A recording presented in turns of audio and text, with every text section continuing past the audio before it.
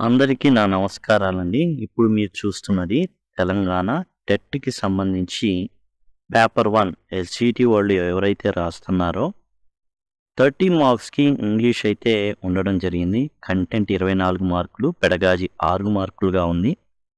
ఇది మీకు సులభంగా 2 గంటల్లోనే మీరు కంప్లీట్ చేసే విధంగా రూపొందించబడినటువంటి వీడియో అన్నమాట. గ్రామర్ ఏదైతే 16 అంశాలున్నాయో ఆ 16 అంశాలని కూడా జాగ్రత్తగా ఏదైతే తెలంగాణ టెట్ పాయింట్ ఆఫ్ వ్యూలో ప్రతి టాపిక్‌కి కూడా గతంలో ఇచ్చినటువంటి ప్రశ్నల్ని వాటిని కూడా చూపిస్తూ చెప్పబడినటువంటి వీడియో ఇది. టోటల్ టాపిక్ వైజ్ మీకు వరుసగా ఈ విధంగానే ఉంటాయి. అయితే 14, 16 మాత్రం చివర్లో ఉంటాయి. 15 ముందు ఉంటుంది. కారణం ఏందంటే ఈ మొత్తం టాపిక్స్ ఉన్నాయి చూసారా, ప్రతి టాపిక్‌ని కవర్ చేసేటటువంటిది 14 మరియు 16 టాపిక్స్. వీటిని చివర్లో ఇవ్వడం అయితే జరిగింది. ఆ విషయాన్ని గమనించండి. మీరు ఈ టీఎస్ టెట్ 2022 english.blogspot.com ఇందులో టాపిక్ వైజ్‌గా మీకు ప్రతిదీ కూడా డిస్కస్ చేయబడింది. అదిగోండి ఇప్పుడు ఈ బ్లాగ్‌లో మీరు గుర్తుపెట్టుకోండి. టోటల్ టెక్స్ట్ బుక్ వైజ్ అట్లానే టాపిక్ వైజ్‌గా ప్రతిదీ మీకు చూడండి. క్వశ్చన్ ట్యాగ్స్ అయితే స్టేట్మెంట్స్‌కి ఎట్లా, ఇంపరేటివ్స్‌కి ఎట్లా, గతంలో ఎగ్జామ్స్‌లో ఏమేమి ఇచ్చారు వాటికి సంబంధించింది ప్రతిదీ కూడా డిస్కస్ చేయబడింది. ఇక్కడ మీకు స్టార్టింగ్‌లోనే చూడండి, ఇది ఇప్పుడు మనం ఏదైతే వీడియో చూస్తున్నామో దానికి సంబంధించిన పీడిఎఫ్. దీన్ని క్లిక్ చేయంగానే ఈ విధంగా ఓపెన్ అవుతుంది. ఇదండి. అండ్ ఏదైతే మీకు అదిగోండి ఇది మీకు అవసరం అనుకుంటే జనరల్‌గా అయితే ఏందంటే మీరు ఈ వీడియో చూసి నోట్స్ రాసేసుకుంటే సరిపోతుంది. అంతగా తీసుకోవాల్సిన అవసరం అయితే లేదు. కానీ తొందరగా కంప్లీట్ చేసుకోవాలి, మేము రిఫరెన్స్‌గా ఉంటుంది అనుకుంటే యూ కెన్ పర్చేస్. చూడండి ఇక్కడ ఇంకోటి ప్లేలిస్ట్ అన్నమాట. దీన్ని క్లిక్ చేయంగానే మీకు ప్లేలిస్ట్ అనేది ఓపెన్ అవుతుంది. ఇది ఎవరికంటే ఎవరైతే ఏదైనా వర్క్ చేసుకుంటూ వరుసగా టాపిక్స్ అన్నీ కూడా వినాలి అని ఎవరైతే అనుకుంటారో వాళ్ళకి ఏంటంటే చాలా ఉపయోగంగా ఉంటుంది. ప్రతి టాపిక్ కూడా మీకేందంటే పేపర్ 1కి సంబంధించిన ప్రతి టాపిక్ కూడా ముందుగా గతంలో అడిగినటువంటి ప్రశ్నాపత్రాలు ఏవైతే ఉన్నాయో అవి, తర్వాత పార్ట్స్ ఆఫ్ స్పీచ్‌కి సంబంధించి ప్రతిదీ కూడా డిస్కస్ చేయబడిందనమాట. అన్ని టెక్స్ట్ బుక్ వైజ్‌గా ఏవైతే ఉన్నాయో అట్లా మొత్తం రూపొందించబడింది. ఈ వీడియోలో ఏందంటే టెక్స్ట్ బుక్ కాదు, జనరల్ సెన్స్‌లో మొత్తం కవర్ చేయబడడం జరిగింది. అంటే టెక్స్ట్ బుక్‌లోని అంశాలు మరియు ఏవైతే ఎగ్జామ్స్‌లో ఇస్తున్నారో అవన్నీ కూడా డీటెయిల్‌గా డిస్కస్ చేయబడింది. కేవలం 2 గంటల్లో మొత్తం కంప్లీట్ అయ్యే విధంగా ఇది మీకు ఉపయోగపడుతుంది. బ్లాగ్ వచ్చేసి ఇంకో విషయం ఏంటంటే బ్లాగ్ విషయానికి వచ్చేస్తే మీకు ఈ టాపిక్స్ అన్ని తర్వాత పేపర్ 1 తర్వాత మీకు ఇక్కడ చూడండి మెథడాలజీ ఉంటుంది. ఈ మెథడాలజీకి సంబంధించిన టోటల్ ప్లేలిస్ట్ కూడా ఇక్కడే ఉంటుంది. క్లిక్ చేయగానే మీకు అక్కడ ఏమవుతుందంటే టోటల్‌గా మీకు ఎస్‌జీటీ మెథడాలజీ ఏదైతే ఉందో అదంతా కూడా మీకు ఓపెన్ అవుతుంది. దీనికి సంబంధించిన పీడిఎఫ్ కూడా ఇక్కడ ఉంటుంది. అది మీరు యాక్సెస్ చేయొచ్చు. ఇవన్నీ కూడా ఫ్రీనేనండి. కేవలం పీడిఎఫ్ పొందాలంటే మాత్రమే చాలా తక్కువ అమౌంట్ మెయింటెనెన్స్ పర్పస్ కోసం ఉంచడం అయితే జరుగుతుంది. చూడండి ఈ విధంగా ఇవి ఏదైతే మనకి ఇచ్చారో సిలబస్ దానికి అనుగుణంగా రూపొందించబడింది. దయచేసి ఆ విషయాన్ని గమనించండి. ఇక్కడ మీ బ్లాగ్ ఓపెన్ చేయగానే పీడిఎఫ్ ఉంటుంది. ఇప్పుడు ఈ వీడియోని కంప్లీట్ అవ్వగానే ఇక్కడైతే అప్లోడ్ చేయడం జరుగుతుంది. ఆ తర్వాత ఇక్కడ లింక్ అనేది ఇవ్వడం జరుగుతుంది. ఇక్కడ ప్లేలిస్ట్ యొక్క లింక్ ఉంది. కాబట్టి ఇవన్నీ కూడా మీకు ఏంటంటే మొత్తం కలుపుకొని 2 or 3 అవర్స్‌లో టోటల్ సిలబస్ మొత్తాన్ని ఈజీగా కవర్ చేసే విధంగా రూపొందించబడినటువంటి వీడియో. ప్లేలిస్ట్ ఉంది. ప్లేలిస్ట్ ప్రకారం మీరు అధ్యయనం చేయాలనుకుంటే అట్లా చేయొచ్చు. పీడిఎఫ్ ద్వారా చేయొచ్చు. తర్వాత సింగిల్ వీడియో 2 అవర్స్ వీడియోగా మీరు మొత్తం నేర్చేసుకోవచ్చు. లేదా ప్లేలిస్ట్ ద్వారా నేర్చుకోవచ్చు. టెక్స్ట్ బుక్ వైజ్‌గా నేర్చుకోవచ్చు.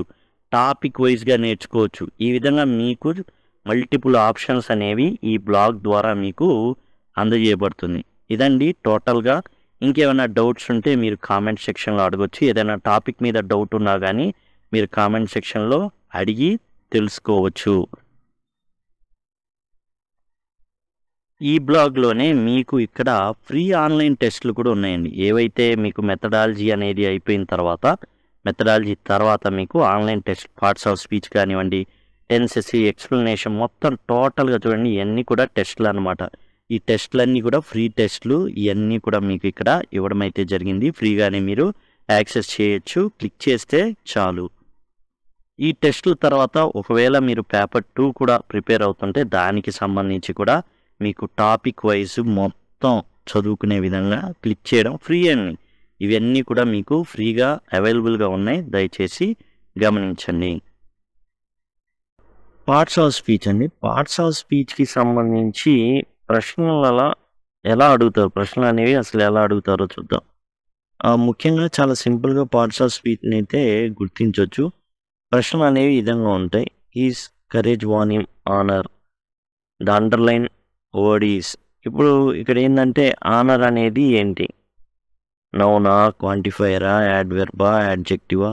ఇప్పుడు మనం ఏంటంటే గుర్తించాలి. ఇక్కడ ఆనర్ అని ఉంది. ఆనర్ అంటే ఏంటంటే నౌన్. ఎలా? గౌరవం అనేది అబ్స్ట్రాక్ట్ నౌన్ అనమాట. గౌరవం ఎవరైనా చూపించమంటే చూపించలేరు. ఇక్కడ కరేజ్ ఉంది, ఇది కూడా నౌనే. కరేజ్ ఎవరైనా చూపించమంటే కరేజ్ అని, అదిగో ఇది కరేజ్ అని ఎవరు చూపించలేరు. ఈ విధంగా అడగడం అయితే జరుగుతుంది అనమాట. బ్యూటిఫుల్లీ, రెడ్, ఈ విధంగా ఉంటాయి క్వశ్చన్స్ అనేవి పార్ట్స్ ఆఫ్ స్పీచ్లో. ఎలా వీటిని ఏందనేది చూద్దాం. ముందు పార్ట్స్ ఆఫ్ స్పీచ్ చూసేసి దానికి సంబంధించి ఎట్లా సులభంగా మనం వీటిని కనుక్కోవాలో చూద్దాం. పార్ట్స్ ఆఫ్ స్పీచ్లో noun, pronoun, verb, adjective, adverb, preposition, conjunction, interjection ఉంటాయన్నమాట. ఈ నౌన్ వచ్చేసి అంటే సింపుల్గా చెప్పాలంటే పేరండి. ఏదైనా పేరే. కుక్క, నగరం, తర్వాత హ్యాపీనెస్, ఫ్రీడమ్. ఇది హ్యాపీనెస్ అనేది ఏంటంటే పేరు. ఏ పేరు? అబ్స్ట్రాక్ట్ నౌన్ కిందకి వస్తుంది. అంటే చూపించలేం. మనం అవి చూపిస్తే అది కాదు. హ్యాపీనెస్, లవ్ ఇలాంటివి చూపించలేం. కానీ ఇవన్నీ ఏమవుతాయంటే నౌన్స్ అవుతాయి. ఫ్రీడమ్ కూడా అంతే. స్వేచ్ఛ. స్వేచ్ఛ అనేది ఏందో చెప్పంటే చెప్పలేరు ఏమి. ఇవి కూడా నౌన్. ఏ పేరైనా నౌన్ కింద అవుతుందండి. ప్రొనౌన్ వచ్చేసి I, we, you, they, he, she, it. Verb వచ్చేసి క్రియ. ఎనీ యాక్షన్ మనం చేసి ఏ పనైనా వెర్బ్ కిందకి వస్తుంది. యాడ్జెక్టివ్ ఏంటంటే నౌన్ గురించి వివరిస్తే, నౌన్ గురించి, నౌన్ స్థితి గురించి చెప్తే అది వచ్చేసి యాడ్జెక్టివ్ అవుతుంది. He is happy, it is blue, he is tall, he is intelligent. అట్లా నౌన్ గురించి ఇక్కడ ప్రొనౌన్ కదా సార్ హీ అన్నారంటే నౌన్ బదులుగా కదా I, we, you, they, he, she, it ఉండేవి. వాటి గురించి ఏది చెప్పినా సరే ఏమవుతుంది అంటే నౌన్ కావచ్చు, ప్రొనౌన్ కావచ్చు, వాటిని డిస్క్రైబ్ చేసినా, వాటి గురించి ఎక్కువ చేసి చెప్పినా కానీ అది యాడ్జెక్టివ్ అవుతుంది, విశేషణం అవుతుంది. తర్వాత యాడ్వర్బ్. యాడ్వర్బ్ వచ్చేసి ఏంటంటే వెర్బ్కి, యాడ్జెక్టివ్కి, యాడ్వర్బ్ వీటిని ఏం చేస్తుందంటే పెంచుతుంది, అట్లా హై చేస్తుంది. He walks quickly. పెంచడం కంటే హీ వాక్స్ స్లోలీ. జనరల్గా యాడ్వర్బ్కి ఏంటంటే ఎల్వై అనేది ఉంటుందండి. ఎల్వై ఉన్న దరిదాపులుగా 95% అన్నీ కూడా యాడ్వర్బ్ కిందకి వస్తాయి అన్నమాట. ఒక లవ్లీ ఇలాంటివి ఉంటాయి. అలాంటివి మాత్రం యాడ్జెక్టివ్ కిందకి వెళ్తాయి. 70 ఉన్నాయన్నీ కూడా దరిదాపులుగా అన్ని యాడ్వర్బ్స్ అనమాట. ఇక మిగతా ఉదాహరణలు ఏంటంటే వెరీ కానివ్వండి, వెల్ కానివ్వండి, ఆఫెన్ కానివ్వండి, ఇవి యాడ్వర్బ్స్ కింద ఉంటాయి. ఇంకొన్ని మనం చూద్దాం. Prepositions in, on, at, under, with ఇవన్నీ అనమాట. ఇవి ఏంటంటే రిలేషన్షిప్ని తెలియజేస్తాయి. నౌన్కి, ప్రొనౌన్కి, ఏదైతే other words in the sentence ఉన్నాయో వాటి మీద. The book is on the table. The book is on తీసేవాడిని, the book is the table అయితే అంటే పుస్తకమే టేబుల్ అయింది అయితే. కానీ అది కాదు కదా, పుస్తకం అనేది టేబుల్ మీద ఉంది. ఆన్ ద టేబుల్, ఆన్ అనేది ప్రిపోజిషన్. కంజంక్షన్. కంజంక్షన్ అంటే కలిపేది అనమాట. And, but, or, so, because ఇట్లాంటివి కంజంక్షన్స్ అవుతాయి. పదాలని కలిపేటటువంటి ఏవైతే ఉన్నాయో పదభాగాలు ఆ పార్ట్స్ ఆఫ్ స్పీచ్ ఏమవుతుంది అంటే కంజంక్షన్ అవుతుంది. ఇంటర్జెక్షన్ వచ్చేసరికి ఏంటంటే ఆశ్చర్యార్థకం. వావ్, హే, ఓ, అలా ఇవన్నీ కూడా. ఇక తర్వాత మనం గమనించాల్సిన విషయం ఏంటంటే సఫిక్సెస్ ఏవైతే ఉన్నాయో ఆ సఫిక్సెస్ని బట్టి మనం నౌన్ని సులభంగా గుర్తించవచ్చు. ఎట్లా అంటే చివరిలో TION ఉందనుకోండి, కనెక్షన్, డ్యూరేషన్, అలానే నెస్ ఉన్న హ్యాపీనెస్, కైండ్నెస్, ఐటీవై ఉన్న ప్రాస్పరిటీ, క్యూరియాసిటీ, ఎంఈఎన్టీ ఉన్న ఇవన్నీ కూడా నౌన్ సింపుల్గా కనుక్కోవచ్చు అనమాట. అట్లానే యాడ్జెక్టివ్స్కి కూడా కొన్ని సఫిక్సెస్ ఉంటాయి. ఫుల్, బ్యూటిఫుల్, వండర్ఫుల్ ఇలా వస్తుంటాయి. ఓయూఎస్ ఉంటాయి చివరిలో, క్యూరియస్, అవన్నీ యాడ్జెక్టివ్కి సంబంధించిన అనమాట. ఇప్పుడు కంఫర్టబుల్ అని కనబడింది అనుకోండి, ఏబిఎల్ఈ కానీ ఐబిఎల్ఈ అని ఉన్నాయంటే అవి మోస్ట్ ఇంకా యాడ్జెక్టివ్స్ అనమాట. ఎనర్జెటిక్, పోయిటిక్ అట్లా. యాడ్వర్బ్ సఫిక్సెస్ ఎల్వై ఉంటుందండి. ఎల్వై అనేది ఉంది అంటే 95% యాడ్వర్బే. ఇక వర్డ్ లేదా వర్డ్స్ అని ఉంటుంది. బ్యాక్వర్డ్, ఫార్వర్డ్ అనేసి.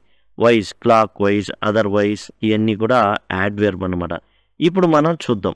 Is courage won him honour. The underline word is honour. ఇక్కడ ఈజ్ కరేజ్, కరేజ్ ఇక్కడ నౌన్ అవుతుంది, ఆనర్ కూడా ఇక్కడ నౌన్ అవుతుంది. గౌరవం, గౌరవం అనేది కూడా పేరే, కాకపోతే ఇది కనబడదు. గౌరవాన్ని చూపించే ఎవరయ్యా అంటే కనబడదు. అలాంటి వాటిని అబ్స్ట్రాక్ట్ నౌన్స్ అంటారు. కాబట్టి ఇది ఏమవుతుంది అంటే ఆనర్ అనేది నౌన్ అవుతుంది. తర్వాత బ్యూటిఫుల్లీ, ముందే చెప్పుకున్నాం ఎల్వై ఉన్నవన్నీ కూడా మోస్ట్ యాడ్వర్బ్స్ అవుతాయి అనేసి. కాబట్టి ఇక్కడ 3 రైట్ ఆన్సర్ అవుతుంది. The red car is mine. Car అనే దాని గురించి చెప్తుంది, కార్ ఎలా ఉందో చెప్తుంది. రెడ్ అంటే ఎరుపు, ఎలా ఉంది కార్ అనేది చెప్తుంది. కాబట్టి యాడ్జెక్టివ్ అవుతుంది. నౌన్ గురించి కానీ ప్రొనౌన్ గురించి కానీ తెలియజేస్తే అది యాడ్జెక్టివ్ అవుతుంది. He works hard. ఇక్కడ చూడండి, దేని గురించి చెప్తుంది? హీ గురించి చెప్తుందా, వర్క్ గురించి చెప్తుందా? కష్టపడి పని చేస్తున్నాడు. కాబట్టి ఇదేమవుతుంది? యాడ్వర్బ్ అవుతుంది. ఎల్వై లేదు కదండి, ఎల్వై లేకపోయినా కానీ యాడ్వర్బ్స్ ఉంటాయనే సంగతి చూసాం. బ్యాక్వర్డ్ ఇవన్నీ కూడా. హార్డ్లీ ఉందనుకోండి, అది కూడా యాడ్వర్బే. ఈ వర్క్స్ హార్డ్, వర్క్ గురించి చెప్తుంది. కష్టపడి పని చేస్తాం, కష్టపడి పని చేయడం గురించి చెప్తుంది. కాబట్టి ఇది యాడ్వర్బ్ అవుతుంది. తర్వాత డెలీషియస్ కేక్, దేని గురించి చెప్తుంది? షీ గురించా? ఆమె రుచికరంగా ఉందనే కాదు కదా, కేక్ రుచికరంగా ఉంది, కేక్ గురించి చెప్తుంది. ఇక్కడ ఉన్న నౌన్ ఏదైతే ఉందో కేక్ అనే దాని గురించి చెప్తుంది. లేదా ఏట్ డెలీషియస్ అంటే చాలా తీయటిగా తినేసింది అనేసి చెప్తుందా? కాదు, కేక్ తీయగా ఉంది. కాబట్టి ఈ కేక్ గురించి చెప్తాం కాబట్టి యాడ్జెక్టివ్ అనమాట. తర్వాత ఈ was extremely tired after the long journey. ఇక్కడ మనం చూసినట్లయితే ఎక్స్ట్రీమ్లీ ఎల్వై వచ్చింది కాబట్టి మోస్ట్ మనం చెప్పుకున్నాం కదా, ఏంటది? యాడ్వర్బ్ అవుతుంది. తర్వాత they play football every Saturday. ఇక్కడ మనం చూసుకున్నట్లయితే సాటర్డే అనేది మనకి జనరల్గా ఈ పేర్లన్నీ నౌన్స్ అవుతాయి. ఇక్కడ ఎవ్రీ అని ఉంది. ఇక్కడ మనం ఈ ఎవ్రీ అనేది జనరల్గా చెప్పుకోవాలి అంటే యాడ్జెక్టివ్ తరహాలో ఉంటుంది. అయితే వీటిని ఇక్కడ మనకి కింద యాడ్జెక్టివ్ కనబడదు, ఇంకో పదం కనబడుతుంది. అదేంటంటే డిటర్మైనర్ అనమాట. వీటిని డిటర్మైనర్స్ అంటారు, గుర్తుపెట్టుకోండి. ఒకవేళ మీకు యాడ్జెక్టివ్ లక్షణాలు ఉండి యాడ్జెక్టివ్ అనేది కింద మీకు కనబడకపోయినప్పటికీ డిటర్మైనర్ ఇవి కొత్తగా అడుగుతున్నారు అనమాట టెట్ ఎగ్జామ్లో, కాబట్టి దయచేసి గమనించండి. ఇప్పుడు టెన్సెస్ చూద్దామండి. టెన్సెస్లో మనకు ముఖ్యంగా కనబడేది ఏంటంటే వెర్బ్ అనమాట. ఏదైతే వెర్బ్లో మెయిన్ వెర్బ్ ఉంటుంది, హెల్పింగ్ వెర్బ్ ఉంటుంది. హెల్పింగ్ వెర్బ్ అంటే వచ్చేసి ఏంటంటే am, is, are, was, were, will, shall, ఇక auxiliary can, could, may, might, shall, should ఇవన్నీ ఉంటాయి. అయితే ఇక్కడ మార్పులన్నీ కూడా మనకి హెల్పింగ్ వెబ్స్లో చోటు చేసుకుంటాయి, మెయిన్ వెబ్స్లో చోటు చేసుకుంటాయి. సబ్జెక్ట్ కానివ్వండి, అదర్ వర్డ్స్ కానివ్వండి, ఈ టెన్సెస్లో మెయిన్ పార్ట్ అయితే ఏది ఉండదు. జస్ట్ ఏంటంటే మనకి సింగులరా, ప్లూరలా ఈ యొక్క హెల్పింగ్ వెబ్స్ ఉండేవి అనేది అవే ఏంటంటే సింగులర్, ప్లూరల్ అనేది చేస్తాయి. ఏది జస్ట్ మనకి ప్రొనౌన్ కానివ్వండి ప్లూరల్లో ఉందనుకోండి. ఇప్పుడు సపోజ్ సింపుల్ ప్రెజెంట్ టెన్స్ ఉంది, ఇందులో ఏదైనా ప్లూరల్ వస్తే ఆర్ వస్తుంది, సింగులర్ అయితే ఈజ్ వస్తుంది. అయితే ఇక్కడ ముఖ్యంగా మన పాత్ర వహించేదంతా కూడా verbs, main verbs and auxiliary verbs లేకపోతే హెల్పింగ్ వెబ్స్ అనమాట. V1ని base form of the verb అంటారండి, V3ని పాస్ట్ పార్టిసిపుల్ అంటాం, అండ్ V4ని ప్రెజెంట్ పార్టిసిపుల్ అంటాం. ఈ మధ్య ఎగ్జామ్స్లో అడగడం అయితే జరుగుతుంది. ఇందులో ఉన్నది ఏంటి అనేసి హ్యాడ్ పక్కన V3 ఉంటుందండి ఇప్పుడు, and am, is, are, was, were, వీటి విల్ బి, షెల్ బి పక్కన ఈ V4 అయితే ఉండడం అయితే జరుగుతుంది. ఇక ప్రజెంట్ సింపుల్ ఈ యొక్క ఫార్ములా ఏంటంటే సబ్జెక్ట్ ఉంటుంది, వెర్బ్ యొక్క ఫస్ట్ ఫామ్ ఉంటుంది అండ్ ఆబ్జెక్ట్. ఇది వచ్చేసి ప్లూరల్కి సంబంధించింది అనమాట. అదే సింగులర్కి అయితే ఎట్లా ఉంటుందంటే ఎస్ కానీ ఈఎస్ కానీ ఈ వెర్బ్ 1 పక్కన రావడం అయితే జరుగుతుంది. తర్వాత ప్రజెంట్ కంటిన్యూస్, ప్రెజెంట్ కంటిన్యూస్ ఎట్లా ఉంటుంది? ఎప్పుడైనా సరే కంటిన్యూస్ అంటే యామ్ ఈజ్ ఆర్ V4 ఉంటుందండి. కంటిన్యూస్ అంటే పాస్ట్ కంటిన్యూస్ కూడా మీరు గమనించండి. ఇక్కడ మీరు గమనించినట్లయితే past continuous was were plus V4 మీరు చూసినట్లయితే. ఇక్కడ చూడండి yam is are plus V4 తర్వాత ఫ్యూచర్ కంటిన్యూస్ చూస్తే will be shall be plus V4. కాబట్టి ఎప్పుడైనా సరే మీరు కంటిన్యూస్ అని విన్నారు అంటే వెర్బ్ యొక్క ఫోర్త్ ఫాము ఉంటుంది. చూడండి ప్రెజెంట్ పర్ఫెక్ట్ కంటిన్యూస్ V4 ఉందా? ఈ V4ని యాడ్ చేయడానికి మధ్యలో బీని పట్టుకొస్తారు. ఇక్కడ పర్ఫెక్ట్కి కంటిన్యూస్కి మధ్య సయోధ్య కుదిరించడానికి. చూడండి ప్రెజెంట్ కంటిన్యూస్ ఉంది, V4 ఉంటుంది. V4 రావాలంటే ఖచ్చితంగా హెల్పింగ్ వెర్బ్ ఉండాలి. కంటిన్యూస్లో V4 వస్తుంది. అదే పర్ఫెక్ట్లో వెర్బ్ యొక్క థర్డ్ ఫామ్ ఉంటుంది. రావడానికి హ్యాజ్ యు హ్యావ్ కానీ ప్రెజెంట్ పర్ఫెక్ట్లో అండ్ పాస్ట్ పర్ఫెక్ట్కి సంబంధించి హ్యాడ్ తీసుకుంటారు. అలానే ఫ్యూచర్ పర్ఫెక్ట్కి విల్ హ్యావ్ షల్ హ్యావ్ అనేది తీసుకుంటారు. ఇప్పుడు ప్రెజెంట్ పర్ఫెక్ట్ కంటిన్యూస్ అంటే ఒక పర్ఫెక్ట్ కంటిన్యూస్. పర్ఫెక్ట్ అంటే వెర్బ్ యొక్క థర్డ్ ఫామ్ అనుకున్నాం. కంటిన్యూస్ అంటే V4 అనుకున్నాం. వెర్బ్ యొక్క థర్డ్ ఫామ్ రావాలి, వెర్బ్ యొక్క ఫోర్త్ ఫామ్ రావాలి, రెండు పక్క పక్కన ఉండాలి అంటే మధ్యలో వాటి రెండిటికి మధ్య సయోధ్య కుదిరించేది బీన్ అనమాట. చూడండి has or have plus been plus V4. బీనే V3 ఇక్కడ. అంటే పర్ఫెక్ట్గా ఉండాల్సిన V3 ఉంటుంది, కంటిన్యూస్గా ఉండాల్సిన V4 ఉంటుంది. మరి V3 రావాలంటే హ్యాజ్ హ్యావ్ రావాలి. అట్లా ఇది ఏం చేస్తుందంటే మధ్యలో సయోధ్య కుదురుస్తుంది. అట్లానే మీరు చూసినట్లయితే పాస్ట్ పర్ఫెక్ట్ కంటిన్యూస్ టెన్స్ కూడా అంతే, హ్యాడ్ బీన్ ప్లస్ V4. అలానే ఫ్యూచర్ పర్ఫెక్ట్ కంటిన్యూస్ టెన్స్ కూడా అంతే, will or shall have been plus V4. ఈ విధంగా మనం సింపుల్ అండి. సింపుల్ వచ్చేసి ఎట్లా ఉంటుందంటే వెర్బ్ ఫస్ట్ ఫాము, పాస్ట్ సింపుల్లో వెర్బ్ సెకండ్ ఫాము, ఇక ఫ్యూచర్ సింపుల్లో విల్ ఆర్ షల్ వెర్బ్ యొక్క ఫస్ట్ ఫాము. ఇవి ఎందుకంటే ఇప్పుడు కొన్ని రాంగ్ ఉన్నాయి. ఇప్పుడు మనం చివరిలో చూసుకుంటే 14th and 16th టాపిక్స్ ఏవైతే ఉన్నాయో కరెక్షన్ ఆఫ్ సెంటెన్సెస్, ఇందులో ఎక్కువ టెన్సెస్లో అడగడం అయితే జరుగుతుందన్నమాట. హ్యాడ్ పక్కన V4 రాయడము ఇట్లాంటివి ఇస్తూ ఉంటారు. కాబట్టి ఈ ఫార్ములాస్ అన్నీ కూడా మనం జాగ్రత్తగా కనుక చూసుకుంటే చక్కగా వాటిని ఎట్లా ఇచ్చినా సరే జాగ్రత్త ఈ ఫార్ములాస్ అన్ని పట్టేయడమే. పట్టేసి ఉంటే ఈజీగా మనం ఫర్దర్గా ఏంటంటే మూవ్ అవ్వచ్చు అనమాట. ఈజీగా ఏదైతే 14-16 టాపిక్స్ ఉన్నాయో అవి ఈజీగా క్లియర్ చేయొచ్చు. కొన్ని పదాలు మనకేంటంటే టెన్స్ని తెలియజేస్తుంటాయి. కొన్నిసార్లు ఏంటంటే ఫిల్ ఇన్ ది బ్లాంక్స్ లాగా అడుగుతూ ఉంటారు. ఇప్పుడు ప్రెజెంట్ సింపుల్ జనరల్గా ఎట్లాంటి వర్డ్స్ వస్తాయంటే always, usually, often, sometimes, seldom, never, everyday, every week, every month, ఈ విధంగా వస్తుంటాయి ప్రెజెంట్ సింపుల్కి సంబంధించినటువంటి ఆ వర్డ్స్ అనేవి. ప్రెజెంట్ కంటిన్యూస్ వచ్చేసి అంటే V4 ఎప్పుడు జనరల్గా subject plus am is are plus V4 plus object, లేకపోతే ఎనీ అదర్ వర్డ్ ఉంటాయి. ఈ ప్రెజెంట్ కంటిన్యూస్లో ఎట్లాంటి వర్డ్స్ వస్తాయి అంటే చివరిలో now, at the moment, currently, presently ఈ విధంగా రావడం జరుగుతుంది. ప్రెజెంట్ పర్ఫెక్ట్గా అయితే ఏంటంటే వెర్బ్ యొక్క థర్డ్ ఫామ్ వస్తుంది. మనం ఆల్రెడీ చెప్పుకున్న subject plus has or plus V3 plus object. Already, at, just, ever, never, so far, recently ఇవి అనేవి ఈ సెంటెన్స్ చివరిలో వచ్చేస్తూ ఉంటాయి. తర్వాత పాస్ట్ సింపుల్ వచ్చేసి yesterday, last week, ago, in 1990, in the past ఇట్లా రావడం జరుగుతుంది. పాస్ట్ కంటిన్యూస్లో జనరల్గా వచ్చేది ఏంటంటే వైల్, వెన్, ఈ యాజ్ ఇట్లాంటివి వస్తుంటాయి. స్టార్టింగ్లో అవి రావడం అయితే జరుగుతుంది. ఫ్యూచర్ సింపుల్లో వచ్చేసి ఏంటంటే ఎట్లాంటి పదాలు మనకు కనబడడం జరుగుతుందంటే tomorrow, next week, in the future ఈ విధంగా ఉంటే దాన్ని బట్టి ఏంటంటే మనం సింపుల్గా ఓకే సింపుల్ ఫ్యూచర్ది అనేసి subject or will be or shall be subject plus will or shall plus V1 ఉంటుంది కదా అది చూసుకున్నాం. ఫ్యూచర్ కంటిన్యూస్ వచ్చేసి ఎట్ దిస్ టైమ్ టుమారో అనేటటువంటి ఫ్రేజ్ కనబడుతుంది. దాంతో మనం సింపుల్ తెలిసిపోతుంది subject plus will be or shall be plus V4 plus object అనేది మనం అయితే ఆ ఫార్మాట్ని ఫాలో అవుతాం. నెక్స్ట్ టైప్స్ ఆఫ్ సెంటెన్సెస్ ఇవ్వడం అయితే జరిగింది. టైప్స్ ఆఫ్ సెంటెన్సెస్లో 4 రకాలు ఉంటాయండి. ఒకటి డిక్లరేటివ్ సెంటెన్స్ లేదా అసర్టివ్ సెంటెన్సెస్ అంటారు. ఇవి ఏంటంటే ఫుల్ స్టాప్తో ఎండ్ అవుతాయి, జస్ట్ ఫుల్ స్టాప్తో ఎండ్ అయిపోతాయి అనమాట. They end with a period. Period అంటే ఫుల్ స్టాప్. ఓకే, కొత్తగా ఇప్పుడు వచ్చే టెక్స్ట్ బుక్స్లో ఫుల్ స్టాప్ని పీరియడ్గా పేర్కొంటున్నారు. ఇవి ఏంటంటే ఫుల్ స్టాప్తో ఎండ్ అవుతాయి డిక్లరేటివ్ సెంటెన్సెస్. ఇంట్రాగేటివ్ సెంటెన్స్ ఏంటంటే క్వశ్చన్ మార్కుతో ఎండ్ అవడం అయితే జరుగుతుంది. ఇది ఫుల్ స్టాప్తో ఎండ్ అయితే ఇంట్రాగేటివ్ సెంటెన్స్ అనేది క్వశ్చన్ మార్క్తో ఎండ్ అవుతాయి. ఇంపరేటివ్ సెంటెన్సెస్ అంటే ఏంటంటే వీటికి సబ్జెక్ట్ లోపిస్తుంది. అంటే జనరల్గా ఏదైనా ఎప్పుడైనా మనం మాట్లాడేటప్పుడు pronouns I we you they he she it వాడతాం. కానీ అలా ఉండదన్నమాట. ఇక్కడ ఎదురున్న వ్యక్తితో మాట్లాడతాం ఈ ఇంపరేటివ్ సెంటెన్స్లో. Close the door, please pass the salt, please give me the pen. ఇక్కడ ఎవరిని అడుగుతున్నట్టు? You please give me the pen అనాలా, you please pass the salt అనాలా, ఈ విధంగా అనాలి. కానీ యూ మిస్ అయిపోతుంది. ఇలాంటి వాటిని ఇంపరేటివ్ సెంటెన్సెస్ అంటారు. ఇవి క్వశ్చన్ ట్యాగ్స్ వాటిలో చాలా ఇంపార్టెంట్ పార్ట్ అనేది ఇంపరేటివ్ సెంటెన్స్ ద్వారా జరుగుతూ ఉంటుంది. Exclamatory sentences.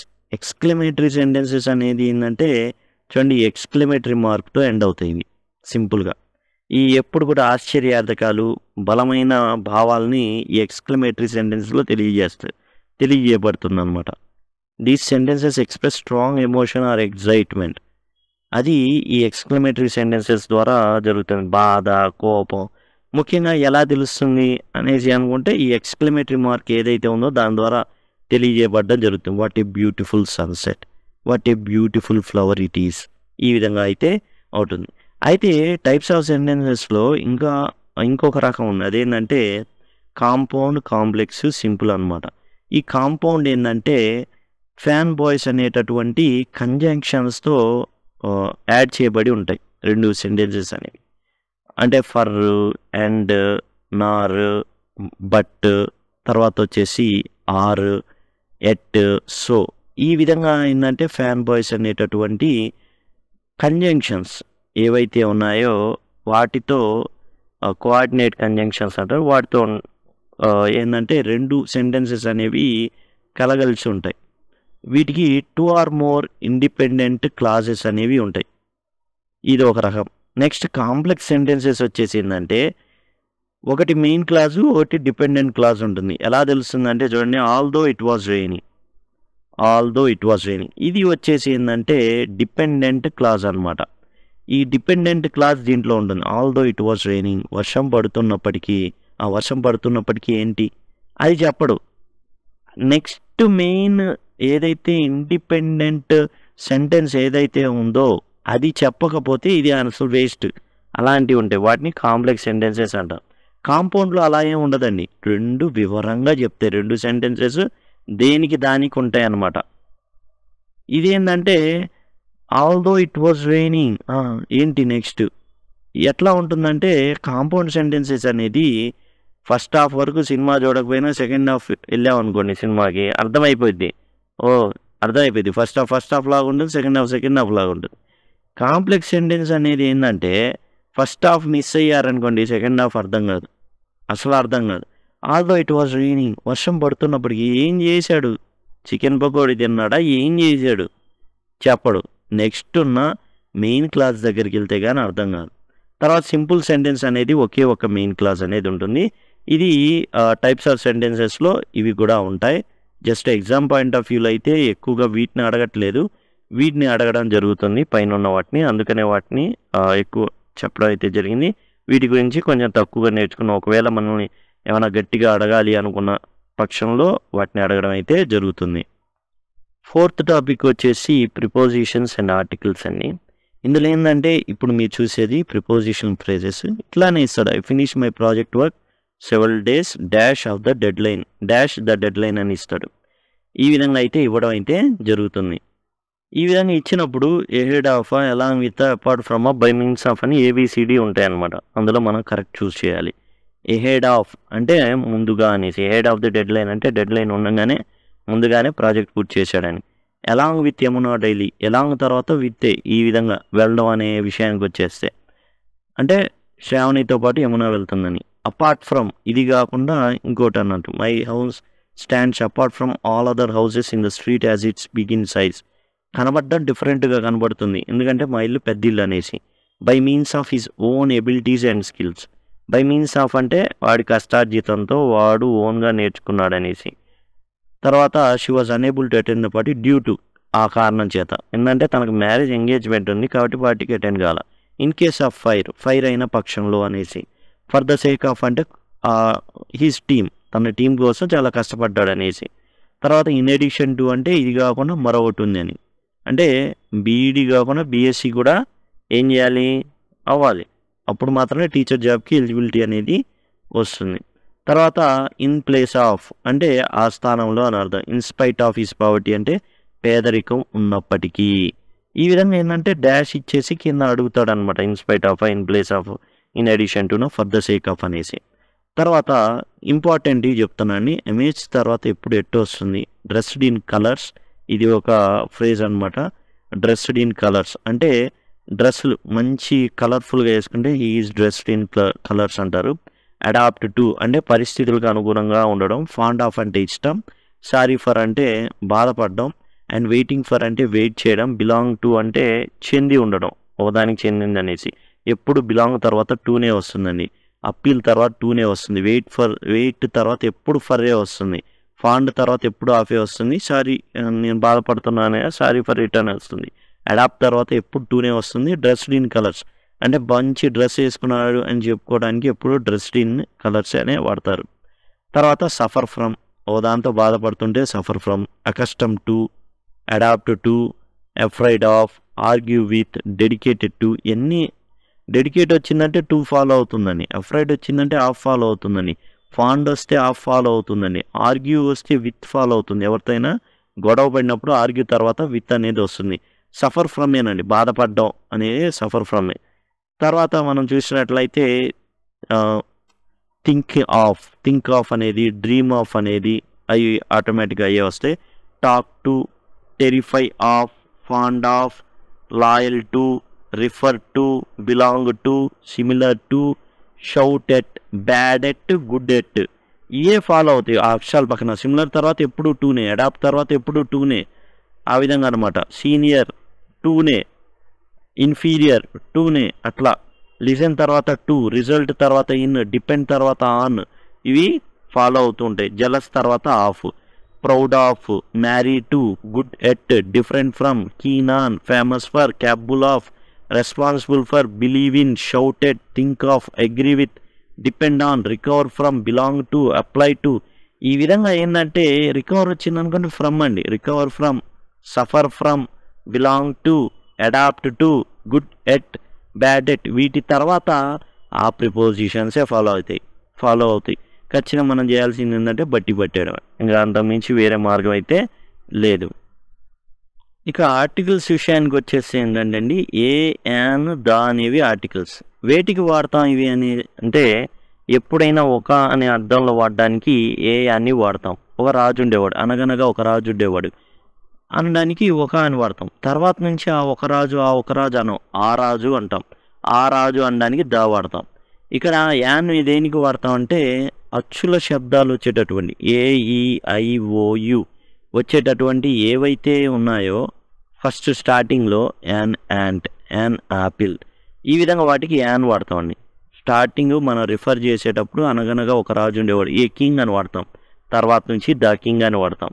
యాపిల్ ఉందనుకోండి, యాన్ ఆపిల్, యాన్ ఆరెంజ్. ఈ విధంగా AEIOU అవి ఎట్లా ఉండాలి, ఆ నుంచి అమ్మ వరకు రిఫర్ చేస్తూ ఉండాలి. ఆ విధమైన శబ్దాలని ఉత్పత్తి చేస్తూ ఉండాలి. ఆ నుంచి అమ్మ వరకు మాత్రమే AEIOU ఫస్ట్ లెటర్ ఉండాలి. ఇప్పుడు ముఖ్యం ఏంటంటే ఎక్కడ వాడకూడదని తెలుసుకోవడం ముఖ్యం. ఈ ముఖ్యంగా వేటి ముందు వాడకూడదు ఆర్టికల్స్ అంటే ఇవి వేటిలో ఉపయోగపడతాయి. మనకు 14, 16 టాపిక్స్ ఉన్నాయండి. ఆ టాపిక్స్ ఏంటంటే కరెక్షన్ ఆఫ్ సెంటెన్సెస్ను, find the error in a sentence అనేవి ఉన్నాయి. వీటిలో మనం ఎక్కువగా ఇవి అడగడం జరుగుతుంది. ఒక ఆర్టికల్స్లో అడగడమే కాదు, 14, 16 టాపిక్స్ ఏవైతే ఉన్నాయో వాటిలో కూడా వీటిని అడగడం అయితే జరుగుతుంది. ఇక్కడ బ్రేక్ఫాస్ట్ కానివ్వండి, డిన్నర్ కానివ్వండి, లంచ్ కానివ్వండి, సప్పర్ కానివ్వండి, పిజ్జా కానివ్వండి, ఫిష్ ఫ్రై, ఆమ్లెట్, ఇలా వీటి ముందు ఏ ఆర్టికల్ కూడా వాడకూడదు. దా ముఖ్యంగా వాడకూడదు. ఏ బ్రేక్ఫాస్ట్, ద డిన్నర్ అనకూడదు. ఓకేనా. నెక్స్ట్ ప్రాపర్ నౌన్స్ ముందు మనం ఆర్టికల్ ద అనేది వాడకూడదు. రామ, సీత, మోహన్, రమ్య, ఇండియా, ఒంగోలు, గాంధీనగర్, ఇట్లా వీటి ముందు మనం యాక్చువల్గా ప్రాపర్ నౌన్స్ అంటే ఏంటంటే పేరు పెట్టుకున్నాయి. బాయ్ ఉందనుకోండి, కామన్ నౌన్, ఆ బాయ్కి రమేష్ అని పేరు పెట్టామనుకోండి ప్రాపర్ నౌన్ అవుతుంది. వాడి ప్రాపర్టీ అది, చచ్చేదాకా, చచ్చిపోయిన తర్వాత కూడా అదేంటంటే రమేష్. ఇంటి పేరు కూడా ఉన్నది, అది కూడా ప్రాపర్ అనమాట. ఇక అబ్స్ట్రాక్ట్ నౌన్స్, మెటీరియల్ నౌన్స్ అండి. అబ్స్ట్రాక్ట్ నౌన్స్ అంటే ఏంటంటే మన కంటికి కనబడదు. అందం, నిజాయితీ, కవిత్వం, ఇవి కంటికి కనబడతాయా? బా ఏముందిరా కవిత్వం, ఎవరు ఎవరు ఎక్కడ అంటే కవిత్వం రా, ఏది కనబడదే అన్నాడు అనుకోండి, దట్ ఈజ్ అబ్స్ట్రాక్ట్ నౌట్. కనబడదు కానీ ఉంటుంది, కవిత్వం ఉంటుంది, నిజాయితీ ఉంటుంది, అందం ఉంటుంది. మీరే అమ్మాయిని చూపించి అందం అని కాదు, అందాన్ని చూపించాలి. ఓకే, బ్యూటీ అనేది కనబడదు. జనరల్గా ఓ పర్సన్ ఇదే అందం అంటే అట్లా కుదరదు. ఐరన్, గోల్డ్, మెటీరియల్ నౌన్, వీటి ముందు కూడా మనం ఆర్టికల్స్ అనేవి వాడకూడదు. ముఖ్యంగా దా అనేది వాడకూడదు. తర్వాత మ్యాన్, ఉమన్, సొసైటీ, హెవెన్, హెల్, వీటి ముందు కూడా మనం ఈ ఆర్టికల్స్ అనేవి ముఖ్యంగా దా అనేది వాడకూడదు. ఓకేనా, దా అనేది వాడకూడదండి వీటి ముందు. తర్వాత డిసీజెస్ ముందు కూడా దా వాడకూడదు. Games, sports, seasons, days, month, వీటి ముందు కూడా దా సాటర్డే అనో దా జనవరి అట్లా వాడకూడదు. తర్వాత church, jail, prison, school, college, market, hospital, office, university, temple, mosque, bank, home, nursing home ముందు కూడా దా వాడకూడదు. ఏ వాడతాం అంటే వాడతాం. ఇగో దా వాడతామంటే దా కూడా ఎప్పుడు వాడతామంటే రిఫరెన్స్ చేసే, ఎట్లా ఇంతకుముందు చెప్పాం, he goes to A some specific temple చెప్పేటప్పుడు మనం దా వాడతాం. ప్రీవియస్గా ఏదైతే టెంపుల్ని రిఫర్ చేస్తామో ఆ టెంపుల్ అయితే అనగనగా ఒక రాజు ఉండేవాడు, ఆ రాజు అతను ఒక టెంపుల్కి వెళ్తాడు, ఆ టెంపుల్ అలా వాడచ్చు. అంతేగాని స్టార్టింగ్లోనే వాడేస్తా దా టెంపుల్ అని మాత్రం వాడకూడదు. ఆ రకంగా. తర్వాత ప్లూరల్స్ ముందు బహువచనాలు ఉన్నాయనుకోండి, వాటి ముందు దా వాడకూడదు. బుక్స్, పీపుల్, విలేజెస్, పెన్స్, ఇలా బహువచనాల ముందు దా వాడకూడదు. అట్లానే రిలేషన్స్, బంధుత్వాలు ఉంటాయి. మదర్కి, ఫాదర్కి దా మదర్ అన్నారు అనుకోండి, ఆ తల్లి, ఈ తల్లి, ఆ తల్లి, ఏ తల్లి అని అట్లా డిఫరెంట్ తల్లులు ఎవరు ఉండరు, ఒకళ్ళే ఉంటారు కాబట్టి అవసరం లేదు. Mother, father, brother, sister, aunt, relations అనే ముందు కూడా దా వాడకూడదు. నేమ్స్ ఆఫ్ లాంగ్వేజెస్, భాషల ముందు కూడా తెలుగు, ఇంగ్లీష్, హిందీ, తమిళ్, ఫ్రెంచ్ ఇట్లా ఉన్నాయి, వాటి ముందు కూడా మనం దా అనేది రాయకూడదు. అట్లానే కొన్ని ఎక్స్ప్రెషన్స్ ఉంటాయి, catch fire, send word, set SAIL, set foot, at home ముందు కూడా మనం ఎలాంటివి కూడా వాడకూడదండి. ఏ హోమ్ అనో దా హోమ్ అని అలా వాడకూడదు. In hand, in debt, by car, at night, on demand, on earth, on foot, ఈ విధంగా వీటి ముందు దా అనేది మనం ప్లేస్ చేయకూడదు. ఈ విధంగా ఇవి దా అనేది ఉండకుండా ఉండాల్సినటువంటి ఆర్టికల్స్ ఏవైతే దా పెట్టకుండా రాయాల్సినటువంటి సందర్భాలు అన్నమాట. ఇక్కడ మనకి తెలుగు, ఇంగ్లీష్ వాడకూడదు, కానీ కంపేర్ చేసేటప్పుడు వాడచ్చు. ఎట్లా అంటే Telugu is the Italian of the east. Telugu భాష ఈ ఈస్ట్ వైపు ఉన్నటువంటి, అంటే తూర్పు దేశాల యొక్క ఇటాలియన్ అని. ఇటాలియన్ ఎట్లా ఉంటుంది అంటే, ఇటాలియన్ ఎలా ఉంటుందో మీరు యాక్చువల్గా ఇటాలియన్ గురించి తెలుసుకోవాలి అంటే పవన్ కళ్యాణ్ గారి తీన్మార్ సినిమా ఉంటుంది, తీన్మార్, అందులో ఇటాలియన్ మాట్లాడుతూ ఉంటాడు అతను. ఎందుకు Italian, Telugu is Italian of the east, the Italian అని అన్నాం, ఎందుకంటే తెలుగు తూర్పు దేశాలటువంటి ఇటాలియన్ లాగా ఉంటుంది. ఎందుకు ఉంటుంది? అతడు నడుస్తాడు, వారు వెళతారు, అతడు నడుస్తాడు, ఇట్లా ఒక రిథం, ప్రాస అనేది మన లాంగ్వేజ్లో ఉంటుందన్నమాట. అంత అందంగా ఉంటుంది. ఇటాలియన్ కూడా అలానే ఉంటుంది. అందుకని పోల్చేటప్పుడు Telugu is the Italian of the east, ఈ విధంగా పోల్చడం అయితే జరుగుతుంది. ఇప్పుడు మనం 5th టాపిక్ వచ్చేసి డిగ్రీస్ ఆఫ్ కంపారిజన్ చూస్తున్నాం. డిగ్రీస్ ఆఫ్ కంపారిజన్లో 3 రకాలు ఉంటాయి. ఆ 3 రకాలు పాజిటివ్, కంపారిటివ్, సూపర్లేటివ్, ఈ విధంగా 3 రకాలు ఉంటాయి అన్నమాట డిగ్రీస్ ఆఫ్ కంపారిజన్లో. ఈ డిగ్రీస్ ఆఫ్ కంపారిజన్ ముఖ్యంగా ఏంటంటే యాడ్జెక్టివ్ పాయింట్ ఆఫ్ వ్యూ, ముఖ్యంగా యాడ్జెక్టివ్స్ని చేంజ్ చేయడం. మనం టెన్స్ చూసామనుకోండి, జనరల్గా ఏ చేంజ్ అవుతాయి, వెర్బ్, హెల్పింగ్ వెర్బ్ అనేవి చేంజ్ అవుతూ ఉంటాయి. అయితే ఇక్కడ చేంజ్ అయ్యేది డిగ్రీస్ ఆఫ్ కంపారిజన్లో ఏంటంటే యాడ్జెక్టివ్స్ చేంజ్ అవుతూ ఉంటాయి. ఇక 3 ప్రధానంగా ఉంటాయి. ఒకటి ఏంటంటే పాజిటివ్ డిగ్రీ. పాజిటివ్ డిగ్రీ అంటే ఎవరితో పోల్చం, ప్రపంచమే పోలికతో నడుస్తూ ఉంటుంది, పక్కింటోళ్ళు ఇట్లా, ఎదిరింటి అట్లా. ఈ పాజిటివ్ వాళ్ళు ఎప్పుడు పాజిటివ్గా ఉంటారు, పక్కన వాళ్ళతో పోల్చుకోరు. అది పాజిటివ్గా ఉండడం. The cat is fast, she is tall. ఈ విధంగా ఈ ఇక్కడ మనం చూసేటటువంటి యాడ్జెక్టివ్స్ ఏంటంటే నార్మల్గా ఉంటాయి. అదే కంపారిటివ్లో పోల్చుకోవడం అనమాట. పక్కనున్న ఒకళ్ళతో పోల్చుకోవడం జరుగుతుంది. అప్పుడు మనకి ఎట్లా అవుతుంది అంటే అది చూడండి, ఫాస్ట్కి ఈఆర్ వస్తుంది, టాల్కి ఈఆర్ అనేది వస్తుంది. మీరు కంపారిటివ్లో అది ఉందని సింపుల్గా చెప్పచ్చు. ఎట్లా అంటే ఈఆర్ ఉంటే లేదా మోర్ అనేది గనక ఉంటే అది మనం సింపుల్గా అది దేంట్లో ఉందని చెప్పచ్చు, కంపారిటివ్లో ఉందని చెప్పొచ్చు. కంపారిటివ్ కాకుండా ఇంకోటి ఉంటుంది, నెంబర్ 1 సూపర్లేటివ్. అదే ఉంటుంది ఇక మెయిన్ అనమాట. అది ఎట్లా అంటే మనకి యాడ్జెక్టివ్స్కి ఈఎస్టీ ఈఎస్టీ అని వస్తుంది. అది ఈఎస్టీ గనక ఎస్టీ గనక ఉందనుకోండి, ఇక ఈఎస్టీ ఎస్టీ కానివ్వండి లేదా మోస్ట్ అనే పదం గనక మీకు కనబడింది అంటే అది మీకు సూపర్లేటివ్లో ఉందని అర్థం. అయితే టెట్కి సంబంధించి ఎట్లా ప్రశ్నలు అడుగుతారు అది మనం చూద్దాం. చూడండి, ఈ విధంగా ప్రశ్నలు అయితే అడగడం జరుగుతుంది. Few cities in India are as big as Hyderabad. ఈ సెంటెన్స్ని ఇలా రాయొచ్చు అనేసి అడుగుతారనమాట. చాలా సింపుల్గా అడిగే ప్రశ్నలు ఉంటాయి, ఈ విధంగా కొంచెం కాంప్లికేటెడ్గా అడిగేటటువంటి ప్రశ్నలు ఉంటాయి. ఇప్పుడు బిగ్ అని ఉంది, ఈఆర్ లేదు, దీనికి ఎస్టీ లేదు. ఈఆర్ అని ఉంటే కంపారిటివ్ అని చెప్పేస్తాం, ఈఎస్టీ కానీ మోస్ట్ కానీ ఉన్నట్లయితే అది సూపర్లేటివ్ అని చెప్పేస్తాం. కానీ ఇది పాజిటివ్ అని అర్థమైపోతుంది. ఇప్పుడు దీన్ని మనం చూసాము అంటే ఇక్కడ మనకి ఇదిగోండి, ఇది కంపారిటివ్, ఇది సూపర్లేటివ్, ఇది వచ్చేసి పాజిటివ్, ఇది వచ్చేసి సూపర్లేటివ్. చూడండి, ఇక్కడ ఆల్రెడీ పాజిటివ్ సెంటెన్స్ ఇచ్చేసాడు. ఫ్యూ సిటీస్ అన్నాడు, నో అదర్ సిటీ అని అనలా. కాబట్టి అసలు ఇది తప్పు. ఎందుకంటే పాజిటివ్లో ఒకే రకంగా ఉంటుంది, మరలా దాన్ని ఇవ్వడం అనేది ఉండదు. నో, ఇక్కడ ఫ్యూ అంటున్నాడు, ఇక్కడ నో అంటున్నాడు. ఫ్యూ అంటే కొన్ని, నో అంటే అసలు లేవని. అసలు కాంట్రాడిక్ట్ అవ్వట్లా, ఇది తప్పు. ఇక్కడ మనం జాగ్రత్తగా గమనించుకోవాల్సింది ఎట్లా అంటే ఈ విధంగా మనం ఎలిమినేషన్ చేసుకుంటూ వెళ్ళిపోవడం. సింపుల్గా ఎలిమినేషన్ చేసుకుంటూ వెళ్ళిపోవడం ఒక పద్ధతి అయితే, బట్టి పట్టడం అనేది ఇంకో పద్ధతి. ఎట్లా అంటే ఇప్పుడు మనకి ఇక్కడ ఫ్యూ ఉన్నాయి, కొన్ని పదాలు మనకి చాలా చాలా ఇన్ఫర్మేషన్ ఇస్తాయి. ఇప్పుడు ఈ యొక్క ఏదైతే డిగ్రీస్ ఆఫ్ కంపారిజన్ ఉన్నాయో 5 మోడల్స్ ఉంటాయండి. 5 మోడల్స్ ఉంటాయి. ఈ 5 మోడల్స్లో మనకి ఇప్పుడు ఇచ్చినటువంటి ఏదైతే ఉందో ఆ మోడల్ వచ్చేసి ఫ్యూ మోడల్, ఫ్యూ అన్నమాట. ఫ్యూకి సంబంధించి ఇచ్చారు, అది 4th మోడల్ అనమాట. మనకి ఇది ఇచ్చారు, పాజిటివ్లో ఫ్యూ ఉంది. Very few boys are as intelligence as the key in the group. అట్లానే హైదరాబాద్ గురించి ఇవ్వడం జరిగింది.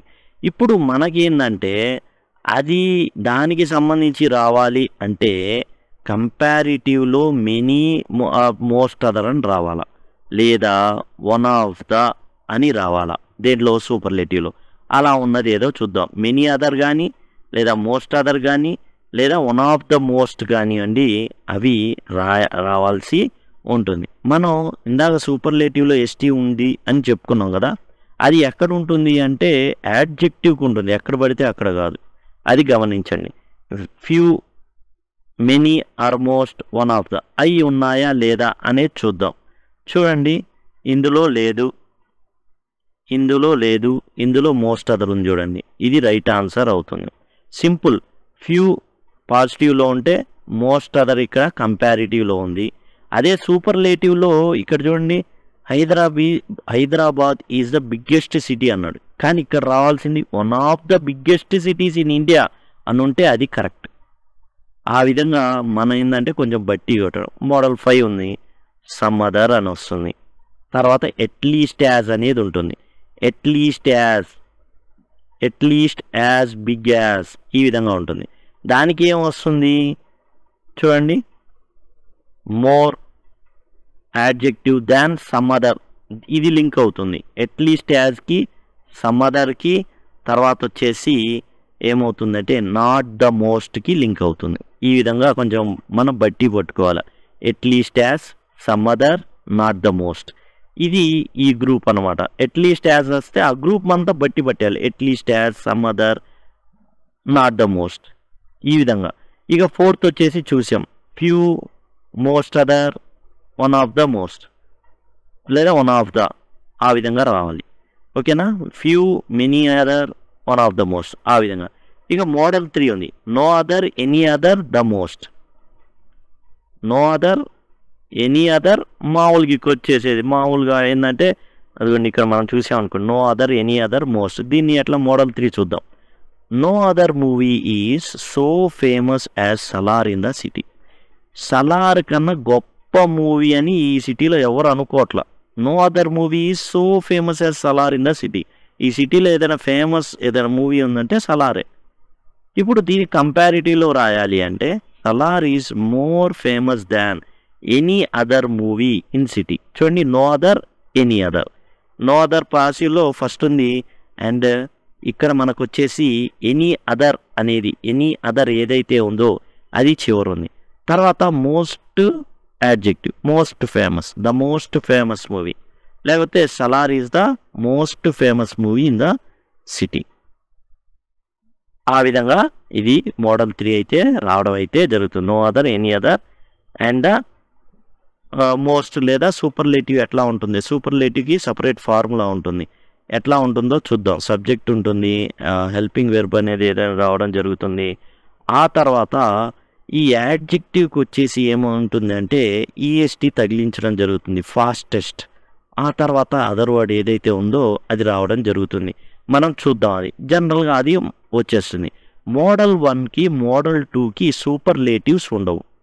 ఓకే, ఇది చూడండి, as big as, not bigger than, ఆ విధంగా వస్తుంది. As tall as, not taller than. చూడండి, A is as tall as B, B is not taller than A. ఈ బట్టి పట్టేయాలండి.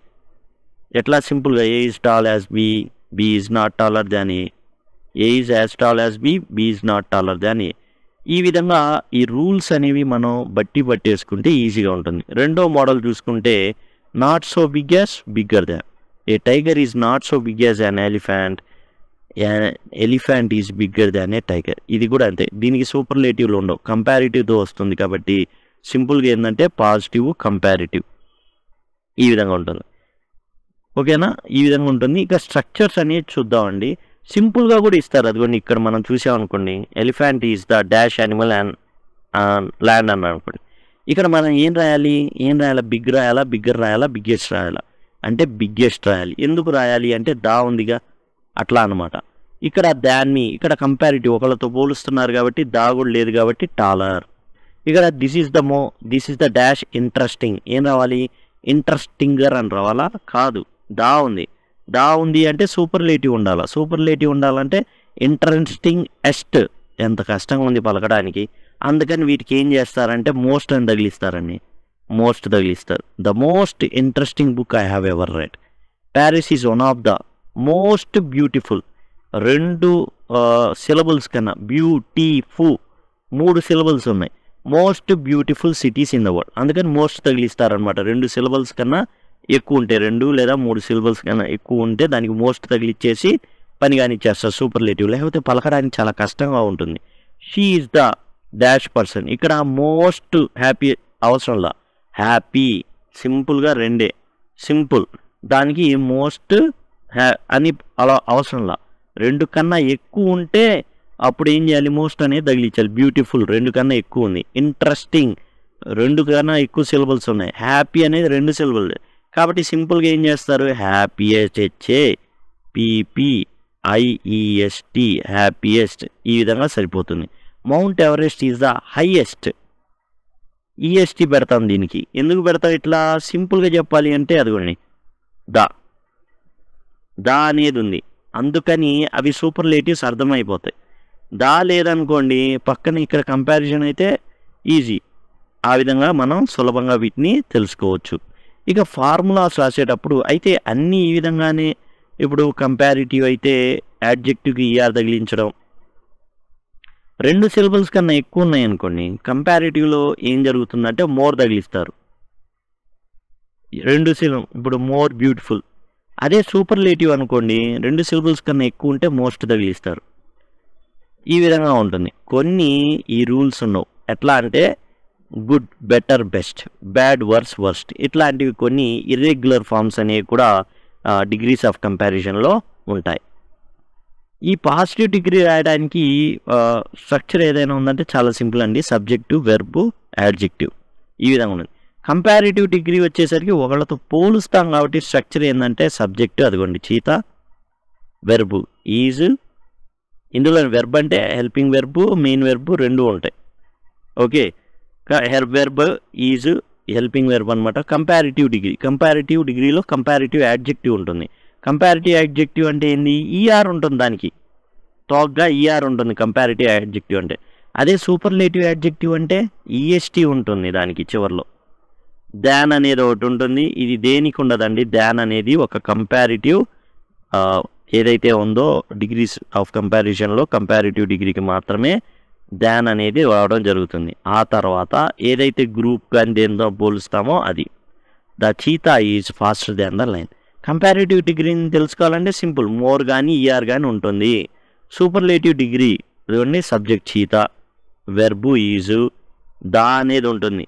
సూపర్లేటివ్లో దా ఉంటుందండి. దా తర్వాతే హైయెస్ట్, లోయెస్ట్ ఇట్లాంటివి ఉంటాయి. అది కాకుండా బ్యూటిఫుల్ ఉందనుకోండి మోస్ట్ అనేది తగిలిస్తారు. ఎందుకని? బ్యూటిఫుల్లెస్ట్ అని అనడానికి చాలా కష్టంగా ఉంటుంది కాబట్టి. సూపర్లేటివ్ యాడ్జెక్టివ్ ఫాస్టెస్ట్, నౌన్ ఏదైతే ఉందో అది వస్తుంది. ఇన్ ద జంగల్ గ్రూప్ ఆ విధంగా అయితే ఉంటుందన్నమాట. లేదా in the class, she's the tallest girl in the class. Subject తీసుకున్నాం, వెర్బ్ తీసుకున్నాం, దా తీసుకున్నాం. సూపర్లేటివ్ యాడ్జెక్టివ్ ఏదైతే ఉందో అది మనం ఇదిగోండి. సూపర్లేటివ్ యాడ్జెక్టివ్ అంటే ఏంటి? యాడ్జెక్టివ్కి ఈఎస్టీ లేదా ఎస్టీ. లేదు ఎక్కువ ఉందనుకోండి, ఇంటెలిజెంట్ అని ఉందనుకోండి, ఇంటెలిజెంటెస్ట్ అనవు, మోస్ట్ ఇంటెలిజెంట్ అంటాం. ఆ ఈఎస్టీ ఏదో ముందు తీసుకొచ్చి మోస్ట్గా పెట్టేస్తాం అనమాట. ఈ విధంగా అండి డిగ్రీస్ ఆఫ్ కంపారిజన్లో అడిగేటటువంటి ప్రశ్నలు ఏవైతే ఉన్నాయో వాటిని ఏంటంటే కొంచెం ఈ మోడల్స్ 5 మోడల్స్ ఉన్నాయి. ముందు ఫస్ట్ 2 మోడల్స్కి సూపర్లేటివ్స్ ఉండవు. వాటిని మనం సింపుల్గా మనం నేర్చుకోవాలి. ఇటువంటి ఇట్లాని A is as tall as B, B is not taller than A, A is as tall as B, B is not taller than A. ఈ విధంగా మనం ప్రాక్టీస్ చేయాలి. తర్వాత రెండోది వచ్చేసి ఈ విధంగానే tiger is not so big as an elephant, an elephant is bigger than a tiger. ఇవి రెండు ఏంటంటే సూపర్లేటివ్ అనే ఉండవు. మోడల్ 3 వచ్చిన నుంచి ఏంటంటే నో అదర్, ఎనీ అదర్, ఇక సూపర్లేటివ్. జనరల్గా సూపర్లేటివ్ ఎలా అయితే రాస్తామో అట్లా రాసేస్తాం మోడల్ 3లో. నో అదర్, ఎనీ అదర్ అని గుర్తుపెట్టుకోండి. 4th మోడల్ వచ్చేసి ఫ్యూ లేదా very few, most other, many other, చివరిలో వన్ ఆఫ్ ద అనేది గుర్తుపెట్టుకోండి. ఇది ఎక్కువగా అడిగేటటువంటి మోడల్ అండి. 4th మోడల్ ఎక్కువగా అడుగుతారు. వన్ ఆఫ్ ద ఇది ఎక్సలెంట్. ఇప్పటికీ జరిగిన ఎగ్జామ్ అన్నిటిలో కూడా 70% ఇవ్వగలిగేటటువంటి మోడల్ అన్నమాట ఇది. Very few, many or most other, one of the ఇది గుర్తుపెట్టుకోండి. మోడల్ 5 వచ్చేసి ఏంటంటే at least as, some other, not the most, ఇది గుర్తుపెట్టుకోండి. ఈ 5 కనుక మీరు బట్టి పట్టేస్తే ఇలా ఇస్తారండి ప్రశ్నలు. ఇలా ఇచ్చినప్పుడు ఏంటంటే మనం ఎలిమినేషన్ ప్రాసెస్ ద్వారా కొన్నిటిని తీసేయచ్చు. ఎందుకంటే పాజిటివ్ ఇస్తాడు, ఫ్యూ అని అంటే నో అంటున్నాడు, ఇలాంటివన్నీ పోతాయి. లేదు మనం బట్టి పట్టేసామనుకోండి, few, most other, one of the ఉందా లేదా చూసుకుంటాం. ఇందులో లేదు క్యాన్సిల్, ఇందులో లేదు తీసేయి, ఇందులో లేదు తీసేయి. ద బిగ్గెస్ట్ సిటీ అని నార్మల్గా ఇచ్చాడు. ఇది 3rd కనిపించేది అనమాట. ఇది Hyderabad is the biggest. 3rd మోడల్లో కనిపించేటటువంటి పార్ట్. మనకి ఇచ్చిందేమో 4th మోడల్. 4th మోడల్లో most other, one of the ఎక్కడా లేదు కాబట్టి ఈ 3 కాదు. మోస్ట్ అదర్ ఇక్కడ 4th వన్. ఈ విధంగా దీనికి సమాధానాలు అయితే మనం చేయాల్సి ఉంటుంది. డిగ్రీస్ ఆఫ్ కంపారిజన్ ఏదైతే టాపిక్ ఉందో ఈ టాపిక్ అనేది 14th one and 16th one topics ఉన్నాయి చూసారా. కరెక్షన్ ఆఫ్ సెంటెన్సెస్ కానివ్వండి, error identification with in a sentence, వీటిలో కూడా అడుగుతారు. ఎలా అడుగుతారు అనేది మనం చూద్దాం. ఇక్కడ చూడండి, find out the part of sentence that has an error. ఇది ఎక్కడిది? అండ్ లాస్ట్ టాపిక్ ఏదైతే ఉందో దానికి సంబంధించింది అనమాట. మనం చూసుకున్నట్లయితే error identification with in a సెంటెన్స్లోది. డిగ్రీస్ ఆఫ్ కంపారిజనే కాదు, ప్రతి టాపిక్లో కూడా 14 and 16 ఏవైతే టాపిక్స్ ఉన్నాయో అవి సపరేట్ టాపిక్స్ కావు. అవి మనం ముందే చెప్పుకున్నాం ఏంటంటే అన్ని గ్రామర్ టాపిక్స్లో అన్నీ కూడా కవర్ చేస్తాను. ఇక్కడ చూసుకుంటే in summer days, in summer ఇక్కడ కామా ఉంటుంది, days are warm than the nights. చూడండి ఇక్కడ మనం చూసుకుంటే దాన్ అనేది ఎప్పుడు వస్తుందని చెప్పుకున్నాం, కంపారిటివ్లో. కంపారిటివ్లో మరి యాడ్జెక్టివ్కి ఉండాల్సిన లక్షణం ఏంటి, వామ్కి ఈఆర్ ఉండడం. అది ఉందా, లేదు. కాబట్టి సిలో రాంగ్ అనేది ఉంది. కాబట్టి సి అనేది ఇక్కడ మనకి ఆన్సర్ అవుతుంది. ఆల్రెడీ మనం ఏం చేసాం, ఫ్యూ సిటీస్ ఇన్ ఇండియా చూసాం కదా. ఇంకో ఇది టెట్లో జరిగినటువంటి ఏవైతే ప్రశ్నలు ఉన్నాయో అవి అన్నమాట. ఇక్కడ మనం చూసుకుంటే very few Indian Kings were as great as Ashok అని మళ్ళీ తెలంగాణ టెట్లో అడిగినటువంటి ఇంకో ప్రశ్న అనమాట. దీనికి సంబంధించి మనం చూసాం అనుకోండి, మనం ఆల్రెడీ చూసాం 5 మోడల్స్ ఉన్నాయని చూసాం. 4th మోడల్ ఎక్కువ అడుగుతున్నాడని చూసాం. చూడండి వెరీ ఫ్యూ ఏముండాలి, మెనీ కానీ మోస్ట్ అదర్ కానీ వన్ ఆఫ్ ద కానీ ఉండాలి. చూద్దాం దేంట్లో ఉందో చూద్దాం. ఇదిగోండి చూడండి, ఇప్పుడు మెనీ అదర్ లేకపోతే మోస్ట్ అదర్ ఉండాలి, తర్వాత వన్ ఆఫ్ ద అన్నాడు. చూద్దాం దేంట్లో. Ashok was greater than most Indian kings, ఇదొకటి. మనం వెతుకుతుంది ఏంది, many or most other. Okay, no other కాదు, మాకు కావాల్సింది most. Ashok was the greatest, ఇది కూడా కాదు. ఇది గ్రేటెస్ట్ కింగ్ అనేది 3rd మోడల్కి సంబంధించింది. మనం వెతుకుతుంది 4th model. No other, any other అనేవి మనం చూసుకున్నట్లయితే మనం ఏ మోడల్లో చూద్దాం. చూడండి నో అదర్, ఎదుగండి నో అదర్ ఎనీ అదర్ అనేవి 3rd మోడల్కి సంబంధించింది. అలానే మనం చూసిన 3 అందులో ఉన్న ఏవైతే ఉన్నాయో 3 కూడా 3rd మోడల్కి సంబంధించింది. ఒకటి 4th మోడల్కి ఉంది. Ashoka was greater than most Indian Kings, most other, many other, most, ఆ విధంగా అనమాట. అర్థం అయితే అది నో అదర్, ఎనీ అదర్, అదిగోండి ఎనీ అదర్ ఇక్కడ ఉంది చూడండి, నో అదర్ ఇక్కడ ఉంది చూడండి, అండ్ ద గ్రేటెస్ట్ ఇన్, ఇవన్నీ కూడా 3rd మోడల్కి సంబంధించింది. ఇది ఒక్కటే very few and most other ఇది, అండ్ వన్ ఆఫ్ ద ఇది 4th మోడల్కి సంబంధించింది. మనం ఆల్రెడీ చెప్పుకున్నాం 4th మోడల్కి సంబంధించినవి ఎక్కువ అడుగుతున్నారని. అట్లానే 3rd మోడల్ మీద కూడా చూడండి, ఎందుకంటే 1st, 2nd మోడల్స్లో మనకి యాక్చువల్గా ఏంటంటే సూపర్లేటివ్ అనేది ఉండదు, ఓన్లీ పాజిటివ్ అండ్ కంపారిటివే ఉంటాయి.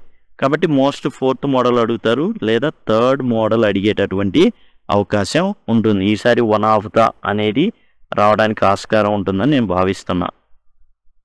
ఇప్పుడు మనం డైరెక్ట్ ఇండైరెక్ట్ స్పీచ్ గురించి తెలుసుకుందాం. ఇందులో ఏంటంటే టెన్సెస్ అనేవి చేంజ్ అవుతాయండి.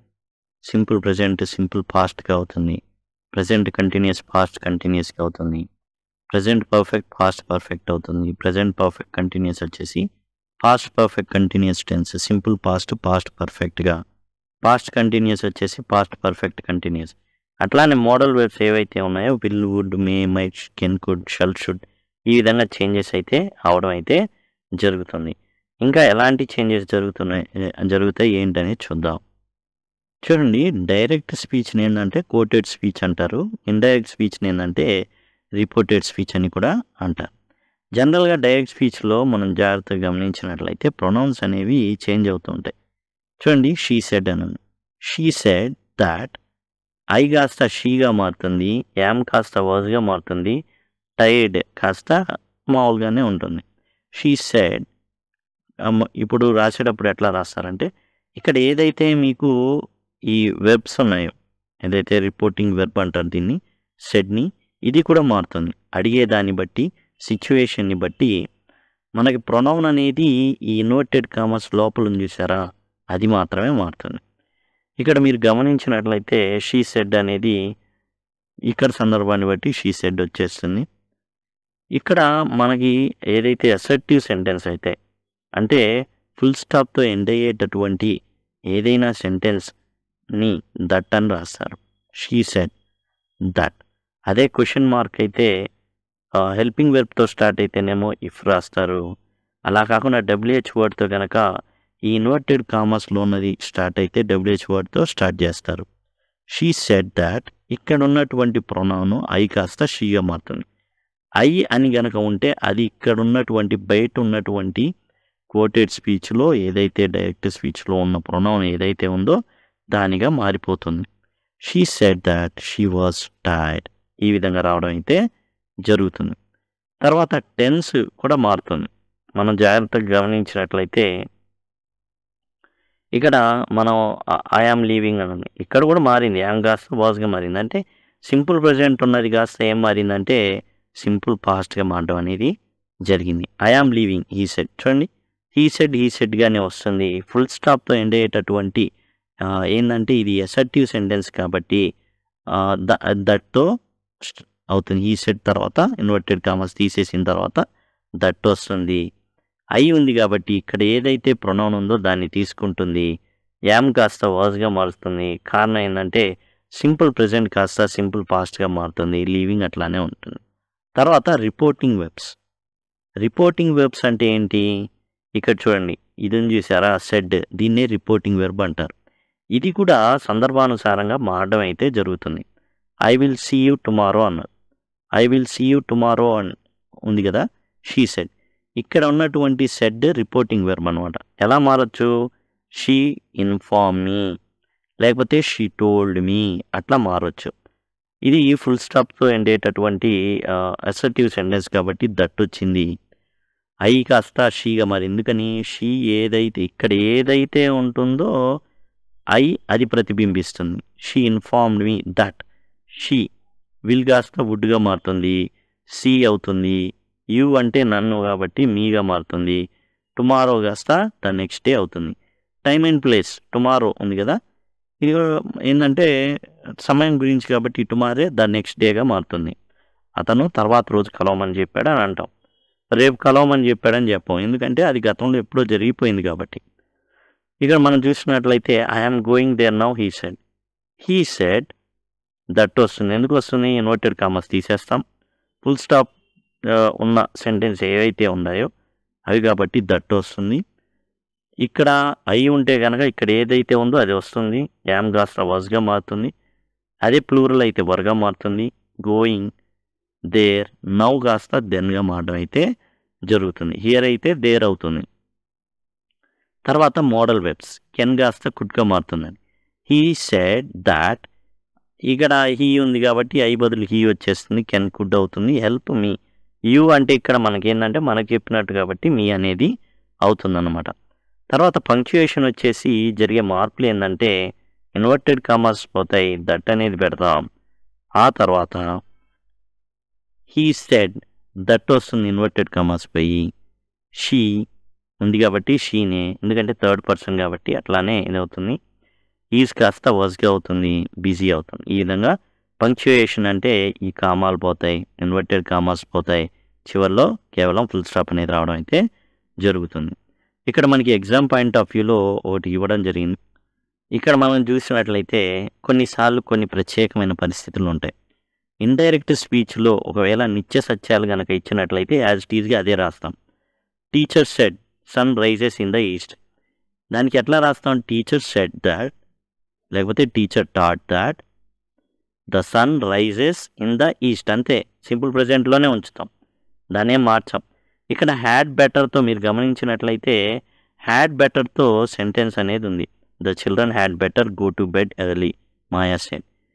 ఇది ఇక్కడ హ్యాడ్ బెటర్ అనేది యాజ్ ఇట్ ఈజ్గా అంతే ఉంటుంది. Maya said that children had better go to bed early, full stop, అంతే ఫాలో అవుతుంది. ఇది ఎగ్జామ్లో ఇవ్వడం అయితే జరిగింది.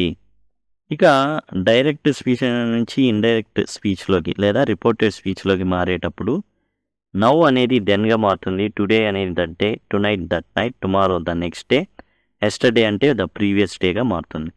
ఇప్పుడు మనం అన్నీ కూడా అసర్టివ్ సెంటెన్సెస్ చెప్పుకున్నాం.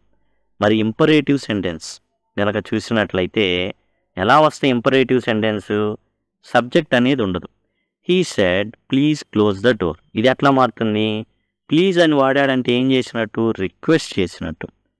హీ రిక్వెస్టెడ్ మీ, ప్లీజ్ వెళ్ళిపోతుంది, ఎందుకంటే రిక్వెస్టెడ్గా మారిపోయింది. ఇక్కడ ఈ రిక్వెస్టెడ్ మీ ఎవరిని రిక్వెస్ట్ చేస్తాడు? ఎదుటిన్న ఎవరున్నారు? మనమే అవుతాం. కాబట్టి ఈ requested me to close the door.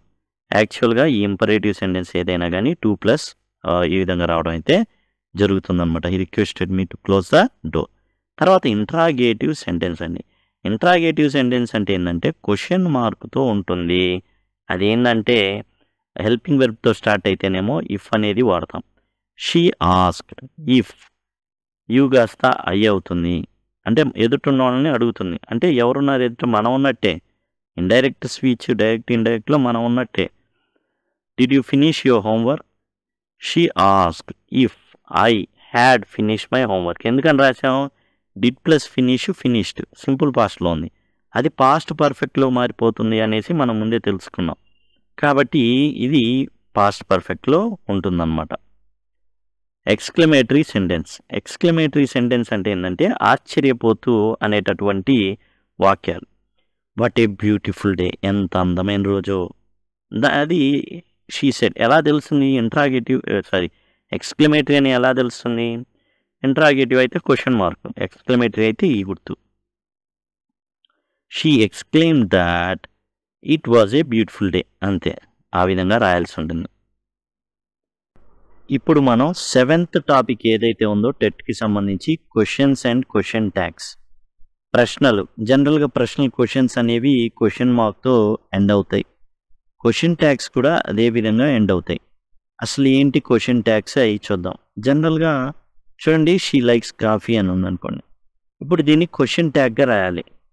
ఏం చేయాలి అంటే ఈ ఏదైతే ఫుల్ స్టాప్ ఉందో దీన్ని కామాగా మార్చాలి. తర్వాత ఇక్కడ లైక్స్ అని ఉంది చూసారా? ఈ లైక్స్ అనేది మెయిన్ వెర్బ్ని మనం కన్సిడర్ చేస్తాం. ఈ లైక్స్ని మనం జాగ్రత్తగా గమనించినట్లయితే దీంట్లో డస్ అనేది ఉంటుంది, ప్లస్ లైక్ అనేది ఉంటుంది. ఇక్కడ డస్ మీరు చూసినట్లయితే ఆత్మ అనమాట, కనబడదు, లైక్స్గా కనబడుతూ ఉంటుంది.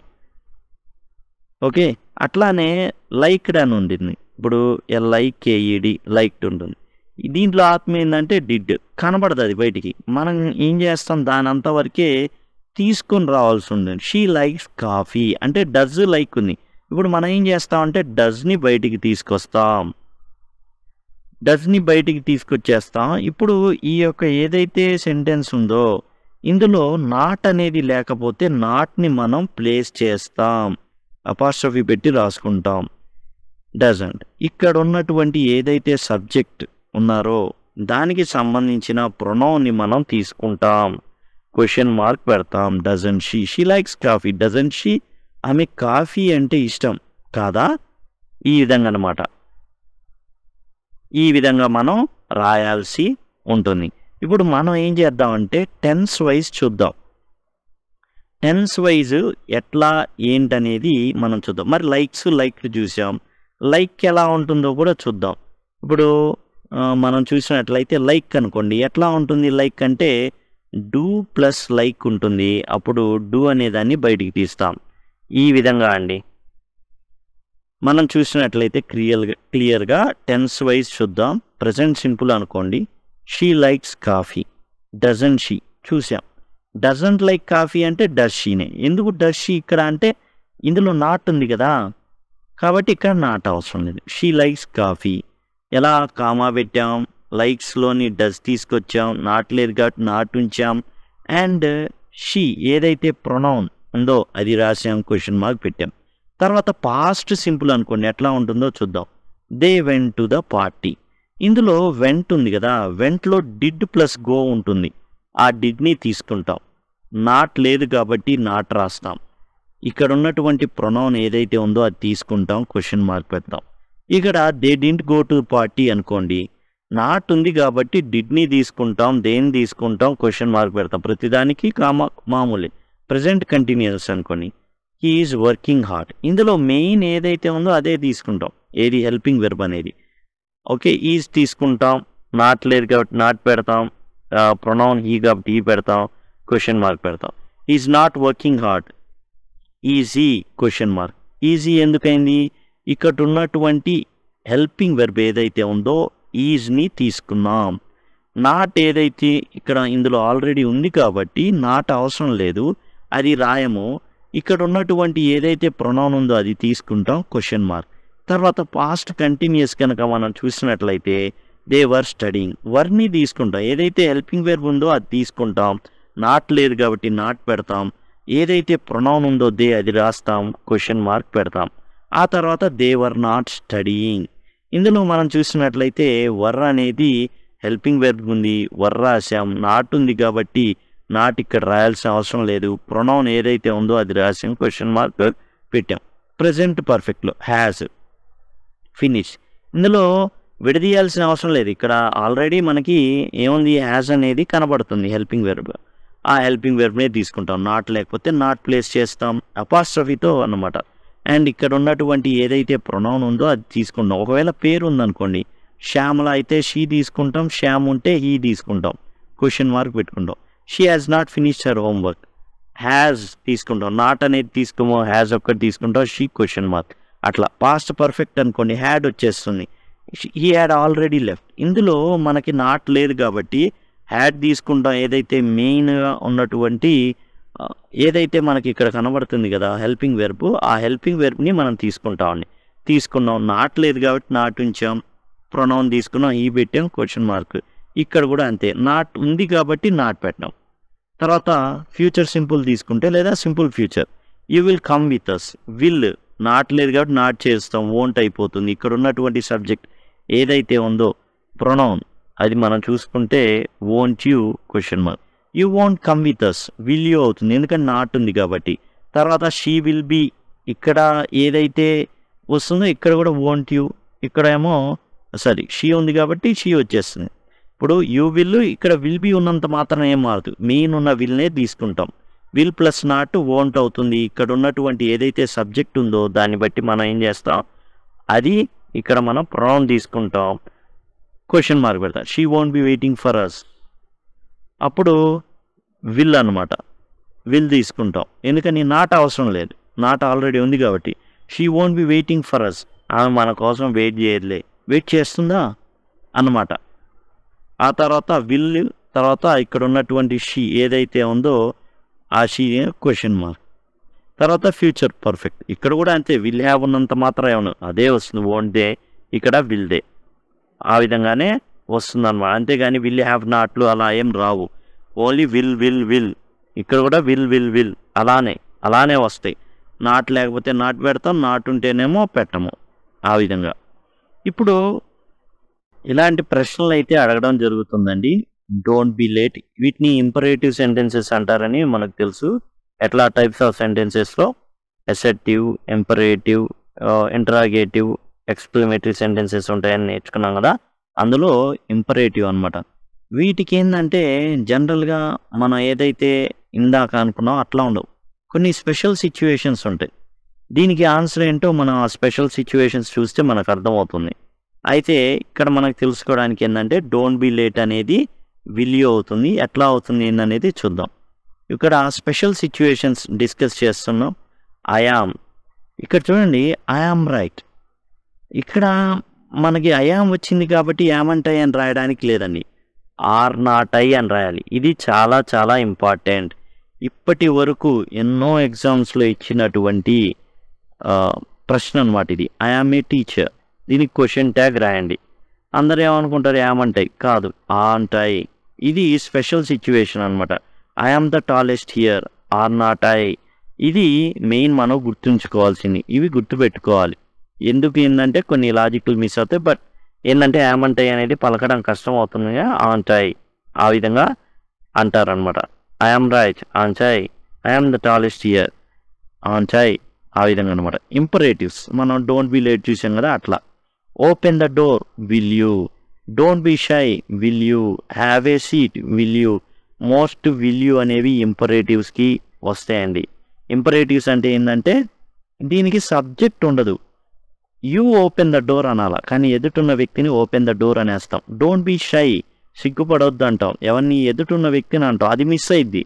యూ హ్యావ్ ఏ సీట్ అనాలా, కానీ హ్యావ్ ఏ సీట్ అంటాం ఎందుకని ఎదురున్నారు కదా, అంటే have a seat. Will you, అన్నిటికీ విల్ యూ వస్తుంది, దయచేసి అది గమనించండి. ఆ తర్వాత there is are constructions. There ఉంటే ఏం జరుగుతుందంటే there are apples on the table అనుకోండి, జనరల్గా మనం ఐవియూదే ఈ షీట్ అనుకుంటాం. కానీ ఎప్పుడైతే దేర్ అనేది వస్తుందో వాటినే మనం ప్లేస్ చేయాల్సింది ఉంటుంది. ఆర్ ఉంది కాబట్టి ఆర్ రాసేసాం, నాట్ లేదు కాబట్టి నాట్ పెట్టేసాం, దేర్ రాస్తాం, క్వశ్చన్ మార్క్. ఆన్ దేర్, ఈ విధంగా. There was not any one home, was there, ఈ విధంగా.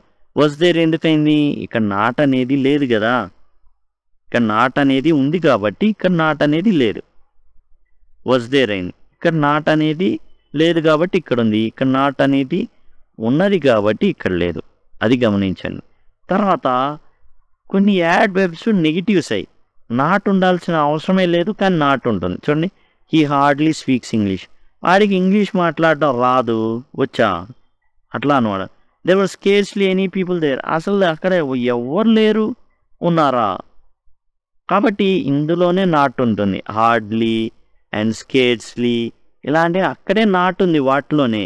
కాబట్టి ఇక్కడ నాట్ అనేది అవసరం లేదు. కాబట్టి వాటిని నాట్ అనేది మనం తీసుకోము. ఇక్కడ లేదు కాబట్టి ఇక్కడ ఉంచాలి అని ఏమాత్రం కూడా మనం అనుకోము. He hardly speaks English, already not ఉంది కాబట్టి స్పీక్స్లో ఉన్న డస్ వచ్చింది, కామా పెట్టాం. డస్ ప్లస్ స్పీక్ కాబట్టి డస్ వచ్చింది. ఇక్కడ ఉన్నటువంటి ప్రొనౌన్ ఏదైతే ఉందో సబ్జెక్ట్ సంబంధించిన ప్రొనౌన్ తీసుకుంటాం, ఈ తీసుకున్నాం, క్వశ్చన్ మార్క్ పెట్టాం. ఇక్కడ కూడా there was scarcely any people, ఎవరు లేరు, నాట్ అనేది ఆడే ఉంది కాబట్టి వర్ని తీసుకున్నాం, దేర్ తీసుకున్నాం, క్వశ్చన్ మార్క్ పెట్టేశాం. ఇంకో స్పెషల్ సిచ్యువేషన్ ఏంటంటే లెటర్స్. ఎప్పుడైనా లెటర్స్ వచ్చిందంటే మనం ఇంకా మాట్లాడకుండా షల్వి అనేది ఏమవుతుంది అంటే షల్వి అనేది మనకి ఆన్సర్ అయితే అవుతుంది. Let us go to movie, shall we, let's not forget the milk, shall we, ఈ విధంగా అనమాట.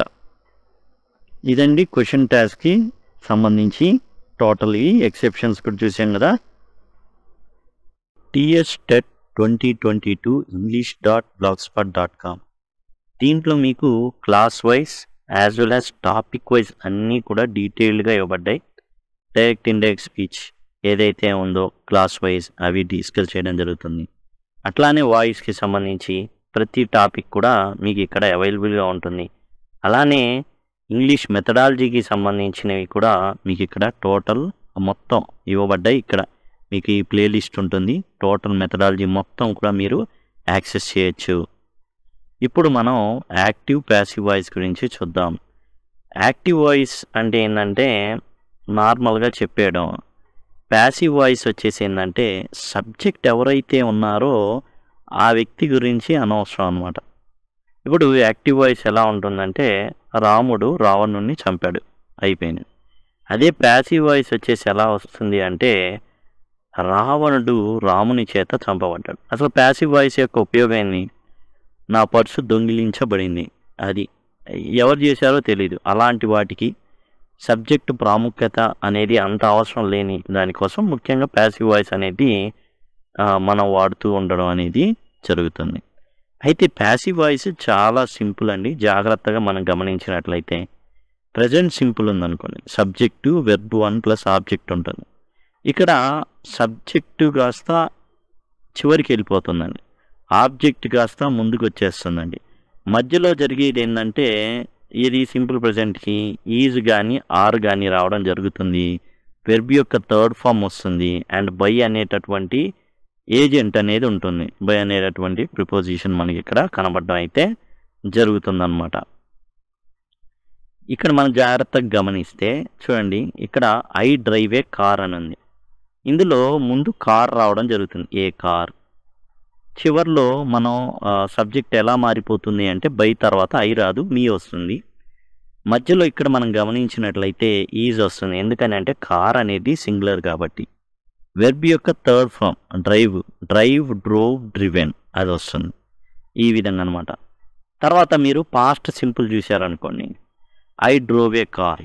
ఇందులో కూడా సేమ్ కార్ అనేది ముందు రావడం జరుగుతుంది. ఇక్కడ వాజ్ కానీ వర్ కానీ మనం ప్లేస్ చేస్తాం. కార్ సింగులర్ కాబట్టి వాజ్. అండ్ వెర్బ్ యొక్క థర్డ్ ఫామ్ వస్తుంది మామూలే, డ్రివెన్, బై మీ. మీరు చాలా జాగ్రత్తగా గమనిస్తే సింపుల్ ప్రజెంట్ కానీ పాస్ట్ సింపుల్ కానీ ఓకే. ఫ్యూచర్ సింపుల్ కూడా చూద్దాం. Future simple I will drive a car. ఇందులో కూడా ఏ కార్ అనేది ముందు వస్తుంది. తర్వాత విల్ కాస్త విల్ బీగా మారుతుంది. డ్రైవ్, డ్రోవ్, డ్రివెన్ అంటే ఆబ్జెక్టు, తర్వాత విల్ బీ, తర్వాత వెర్బ్ యొక్క థర్డ్ ఫామ్ డ్రివెన్, బై మీ. మనం జాగ్రత్తగా గమనిస్తే పెద్ద మార్పులు ఏమి ఉండవండి. Simple present, simple past and simple ఫ్యూచర్లో మీరు చూస్తే ఇక్కడేమో ఈజ్ వచ్చింది. మారిందల్లా ఏంటంటే హెల్పింగ్ వెర్బే.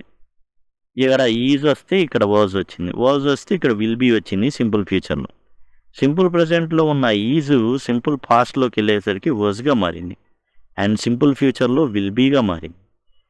ఇక్కడ మన ప్రజెంట్ సింపుల్ అన్నా సింపుల్ ప్రజెంట్ అన్నా ఒకటే, దయచేసి గమనించండి.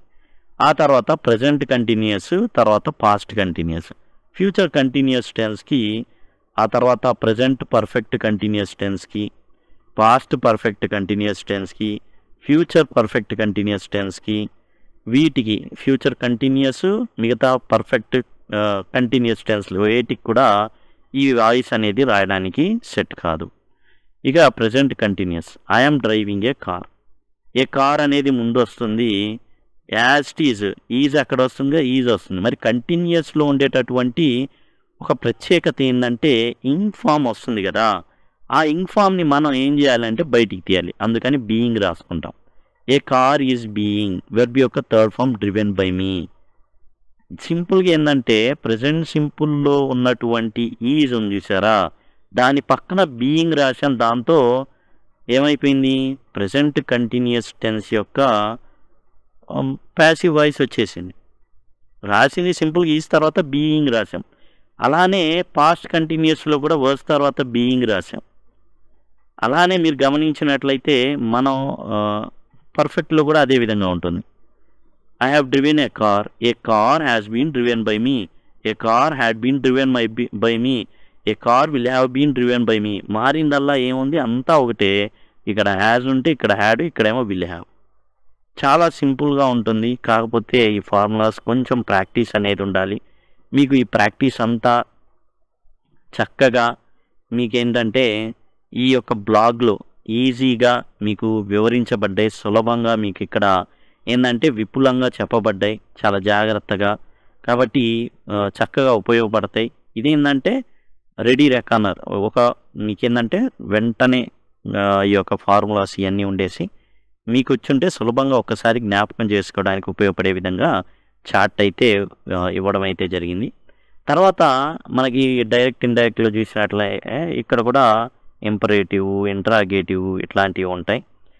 ఇంట్రాగేటివ్ సెంటెన్స్కి చూసినట్లయితే did she bake the cake, దీనికి ఏమి మనం ఇచ్చేయాల్సిన అవసరం లేదు. సింపుల్గా ఏంటంటే షీ బేక్డ్ ద కేక్ అనేసి పెట్టేసుకొని రాసేసి ఏం చేస్తామంటే ఆ హెల్పింగ్ వెర్బ్ని ముందుకు తీసుకొచ్చేస్తాం. డి షీ బేక్ ద కేక్, దాన్ని she baked the cake, the cake was baked by her, full stop. వాజ్ని ముందుకు తీసుకెళ్తాం, చివరిలో క్వశ్చన్ మార్క్ పెడతాం. ఈ విధంగా was the cake baked by her అనేది ప్యాసివ్ వాయిస్ అవుతుంది. అలానే ఈ ఇంపరేటివ్ సెంటెన్స్లో రిక్వెస్ట్లు ఉన్నాయనుకోండి, please close the door, let the door be closed. లేకపోతే క్లోజ్ ద డోర్, ప్లీజ్ కాదు కానీ క్లోజ్ ద డోర్ ఉందనుకోండి, క్లోజ్ ద డోర్, దీనికి let the door be closed అనేసి రావడం అయితే జరుగుతుంది. క్లోజ్ ద డోరే, ఓకేనా. ప్లీజ్ క్లోజ్ ద డోర్ అంటే మళ్ళా అది ఎట్లా అంటే డిఫరెంట్గా రాయాల్సి ఉంటుంది. అది you are requested to close the door ఆ విధంగా వస్తుంది. ఈ క్లోజ్ ద డోర్ వచ్చేసి ఏంటంటే let the door be closed అనేసి రావడం అయితే జరుగుతుంది. లెట్ వస్తుంది, తర్వాత ద డోర్ వస్తుంది, బీ వస్తుంది, వెర్బ్ యొక్క థర్డ్ ఫామ్ అయితే రావడం అయితే జరుగుతుంది. ఇక్కడ మనకి ఏంటంటే సబ్జెక్ట్ అనేది మిస్ అవుతుంది, అక్కడ మనం గమనించాలి. ప్లీజ్ వచ్చినప్పుడు యు ఆర్ రిక్వెస్టెడ్ ఆ విధంగా రావడం అయితే జరుగుతుంది, అది గమనించండి. టీఎస్ ఎస్జిటికి సంబంధించి ఉన్నటువంటి 9వ టాపిక్ వచ్చేసి ఫ్రేజల్ వెబ్స్. ఈ ఫ్రేజల్ వెబ్స్ ఏంటంటే టెక్స్ట్ బుక్లో ఏవైతే ఉన్నాయో అవి ఇస్తారు, అట్లానే కొన్ని బయట నుంచి కూడా ఇంపార్టెంట్ ఏవైతే ఉన్నాయో అవి వస్తుంటాయి. వాటిని మనం ఇప్పుడు డిస్కస్ చేద్దాం. టీఎస్ టెట్ 2022 english.blogspot.com ఈ బ్లాగ్ ద్వారా ఏంటంటే టోటల్ ఏవైతే క్లాస్ వైజ్ ఉన్నాయో ఫ్రేజల్ వెబ్స్ కానివ్వండి, మిగతా ఏవైనా సరే, ఈ ఫ్రేజల్ వెబ్స్ అనుకోండి 10th క్లాస్లో ఉన్నాయి కానివ్వండి, ఏదైతే ఉన్నాయో 10th క్లాస్ వాటిల్లో ఇవన్నీ కూడా డిస్కస్ చేయడం జరిగింది విడివిడిగా. వాటిని కూడా మీరు చూడొచ్చు.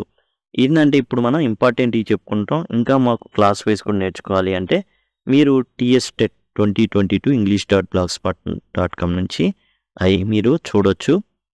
బ్రింకప్ అంటే పెంచడం అని ఉంది. అట్లానే ఒక టాపిక్ని తేవడం, ఆ టాపిక్ తెచ్చింది ఎవరైనా అంటే పలానా వ్యక్తి, బ్రింగప్ అంటే పెంచడం అని కూడా ఉంది. కాల్ ఆఫ్ అంటే రద్దు చేయడం, కమ్ అక్రాస్ అంటే తటస్థించడం, అంటే ఒక వ్యక్తిని కలవడం అనమాట. ఇతను ఏదో పని మీద వెళ్తున్నాడు, I came across my friend అంటే మా ఫ్రెండ్ని అనుకోకుండా కలిశాను. కట్ ఆఫ్ అంటే పూర్తిగా కట్ చేసి పడేయడం, డిస్కనెక్ట్ అనేసి. తర్వాత డూ అవే విత్ అంటే ఎలిమినేట్ చేయడం, అంతటితో వదిలించుకోవడం అనమాట. I did away with him అంటే అతనితో తెగదెంపులు చేసుకున్నాను, ఇంకా వాడి పీడ నాకు లేనట్టే అనేసి అర్థం అనమాట. ఫిగర్ అవుట్ అంటే సమస్య సాధనని కనుక్కోవడం లేదా సమస్యకి పరిష్కారం కనుక్కోవడం. గెట్ అలాంగ్ అంటే to have a good relationship with someone, ఎవరితో అయినా మంచి రిలేషన్షిప్ అనేది కొనసాగిస్తుంటే దాన్ని గెట్ అలాంగ్ అంటారు. గో త్రూ అంటే to experience or endure something difficult, కష్టమైన దాన్ని అనుభవించడం, దాన్ని భరించి ముందుకు వెళ్ళడం గో త్రూ అనేది. అండ్ హ్యాంగ్ అవుట్ అంటే ఏంటంటే ఫ్రెండ్స్తో, I hang out with my friends అంటే నా ఫ్రెండ్స్తో నేను జాలీగా గడిపాను అనేసి. హోల్డ్ ఆన్ అంటే పాజ్ చేయడం, హోల్డ్ ఆన్ అంటే అంతే ఉండు అనేసి వెయిట్ చేయమని. కీప్ అప్ అంటే కంటిన్యూ చేయి, ఇదే కీప్ ఇట్ అప్ అంటుంటాం, ఇదే లెవెల్ని కంటిన్యూ చేయి అనేసి అర్థం అనమాట. లెట్ డౌన్ అంటే to disappoint some one by not doing what was expected. Let down అంటే ఒకరిని నిరుత్సాహానికి గురి చేయడం. లుక్ ఫార్వర్డ్ టు అంటే ఎదురు చూడడం. మేకప్ అంటే తెలుసు, ఏది ఆడవాళ్ళు వేసుకునే makeup, as well as to reconcile, ఒకళ్ళతో మేకప్ అంటే ఏంటంటే ఏదైతే లోపాలు ఉన్నాయో, ఏదైతే తగాదాలు ఉన్నాయో వాటన్నిటినీ కూడా తీసేసుకోవడం. పుట్ ఆఫ్ అంటే వాయిదా వేయడం, టు పోస్ట్ పోన్ అనమాట. రన్అవుట్ అంటే అయిపోవడం, the petrol ran out in the bike అన్నాం అనుకోండి, అంటే బైక్లో పెట్రోల్ అయిపోయిందని. సెటప్ అంటే స్థాపించడం. టేక్ ఆఫ్ అంటే ప్లేన్స్ ఉంటాయి, గాల్లోకి అలా ఎగిరే ముందు కొంత దూరం ప్రయాణించి అలా పైకి ఎగురుతాయి, దాన్ని టేక్ ఆఫ్ అంటారు. టర్న్ డౌన్ అంటే రిఫ్యూజ్, కొంతమంది ఆఫర్స్ని టర్న్ డౌన్ చేసామంటారు, అంటే ఏం చేసాం వద్దని చెప్పడం అనమాట. వాచ్ అవుట్ అంటే జాగ్రత్త, సపోజ్ కిటికీలో చేపెట్టారు అనుకోండి, బస్సులో వెళ్తున్నా కిటికీలో చేపెట్టారు, వాచ్ అవుట్ అంటారు, అంటే ఏదో కొమ్మలు అవి తగిలితే జాగ్రత్తమ్మా అనేసి. బ్రేక్ డౌన్ అంటే ఆగిపోవడం, కార్ బ్రోక్ డౌన్ అంటే కారు మధ్యలో ఆగిపోవడం. కాల్ అప్ అంటే ఎవరికో ఒకళ్ళకి ఫోన్ చేయడం అనమాట. కమ్ అప్ విత్ అంటే to produce or think of an idea or solution. He came up with an idea అన్నారు అనుకోండి, అంటే అతను ఒక ఐడియాతో వచ్చాడండి, ఆలోచించాడు. కట్ డౌన్ అంటే రెడ్యూస్ చేయడం, ఏదైతే కాస్ట్ ఉన్నాయో అలాంటివన్నీ కూడా కట్ డౌన్ అనమాట. Do without to manage or survive without something. Do without అంటే ఏంటంటే అర్థం పరిస్థితిలో వాళ్ళు లేకపోయినా ముందుకు వెళ్ళిపోవడం అనమాట. డూ వితౌట్ అంటే to manage or survive without something, ఏదో కావాలి అది లేకపోయినా సరే చల్తా హై అలా. ఫైండ్ అవుట్ అంటే కనుక్కోవడం. గెట్ ఓవర్ అంటే మరలా మంచి ఆరోగ్యానికి మనం రావడం అనమాట, అంటే ఏదో రోగం వచ్చింది మరలా వి గాట్ ఓవర్ ఇట్ అంటే మంచి ఆరోగ్యంగా మళ్ళీ అవడం అయితే జరిగిందనమాట. గో ఆన్ అంటే to continue are proceed. Next వచ్చేసి హ్యాంగప్ అంటే ఏంటంటే ఫోన్ కట్ చేయడం అనమాట, అంటే మనం మాట్లాడుతున్నారు అండ్ ఆ టెలిఫోన్ కాన్వర్సేషన్ వెంటనే కట్ చేయడం. హోల్డప్ అంటే డిలే చేయడం. కీప్ ఆన్ అంటే కీప్ ఆన్ డూయింగ్, చేస్తూ పో అన్నట్టు అనమాట. కీప్ ఆన్ ప్లేయింగ్, ఆడుతూ పో. కీప్ ఆన్ ఈటింగ్, తింటూ పో. కీప్ ఆన్ డ్రింకింగ్, తాగుతూ ఉండు, అట్లా అనమాట. లెటిన్ అంటే రండి, లోపలికి రండి, లేదా ఎవరినో ఒకరిని ఎలో చేయడం అనమాట, లోపలికి ఎలో చేయడం. తర్వాత లుక్అవుట్ అంటే to be watchful or vigilant. Watch out అంటే ఎట్లానో లుక్అవుట్ అన్నా కూడా అంతే. మేక్అవుట్ అంటే ఏంటంటే to see or understand something often with difficulty. అంటే మేక్అవుట్ అంటే అర్థం చేసుకోవడం, జనరల్గా కొంచెం కష్టంతో కూడింది. పుటప్ విత్ అంటే సహించడం. రన్ ఇన్ టు అన్న కమ్ అక్రాస్ అన్న ఒకటే అనమాట, అనుకోకుండా కలవడం. I ran in to my friend అంటే అనుకోకుండా ఏదో పార్టీకి వెళ్ళి వాడు కూడా వచ్చాడు, లేదా రోడ్డు దాటుతున్నారు అక్కడ గెలిచాడు, అట్లా అనమాట. సెటిల్ డౌన్ అంటే సెటిల్ అయిపోవడం, అక్కడే ప్రశాంతంగా. టేక్ ఓవర్ అంటే ఒక వ్యాపారాన్ని కానీ లేకపోతే దేనైనా కంట్రోల్ తీసుకోవడం అనమాట. Turn up to arrive or appear unexpectedly అంటే ఎక్కడి నుంచో వచ్చేయడం అనమాట, మనం ఎతికాం ఎక్కడ లీటర్ రాలేదు అమ్మయ్య అనుకుంటూ ఉంటాం. హీ టర్న్డ్ అప్ అన్ఎక్స్పెక్టెడ్లీ అనుకోకుండా ప్రత్యక్షమయ్యాడయ్యా అనేసి. వాచ్ ఓవర్ అంటే to protect are supervise some one or something, ఎవరినైనా రక్షించడం అనమాట, లేకపోతే వాళ్ళ మీద ఒక నిఘా పెట్టి వాళ్ళని కాపాడుతూ ఉండడం వాచ్ ఓవర్ అంటే.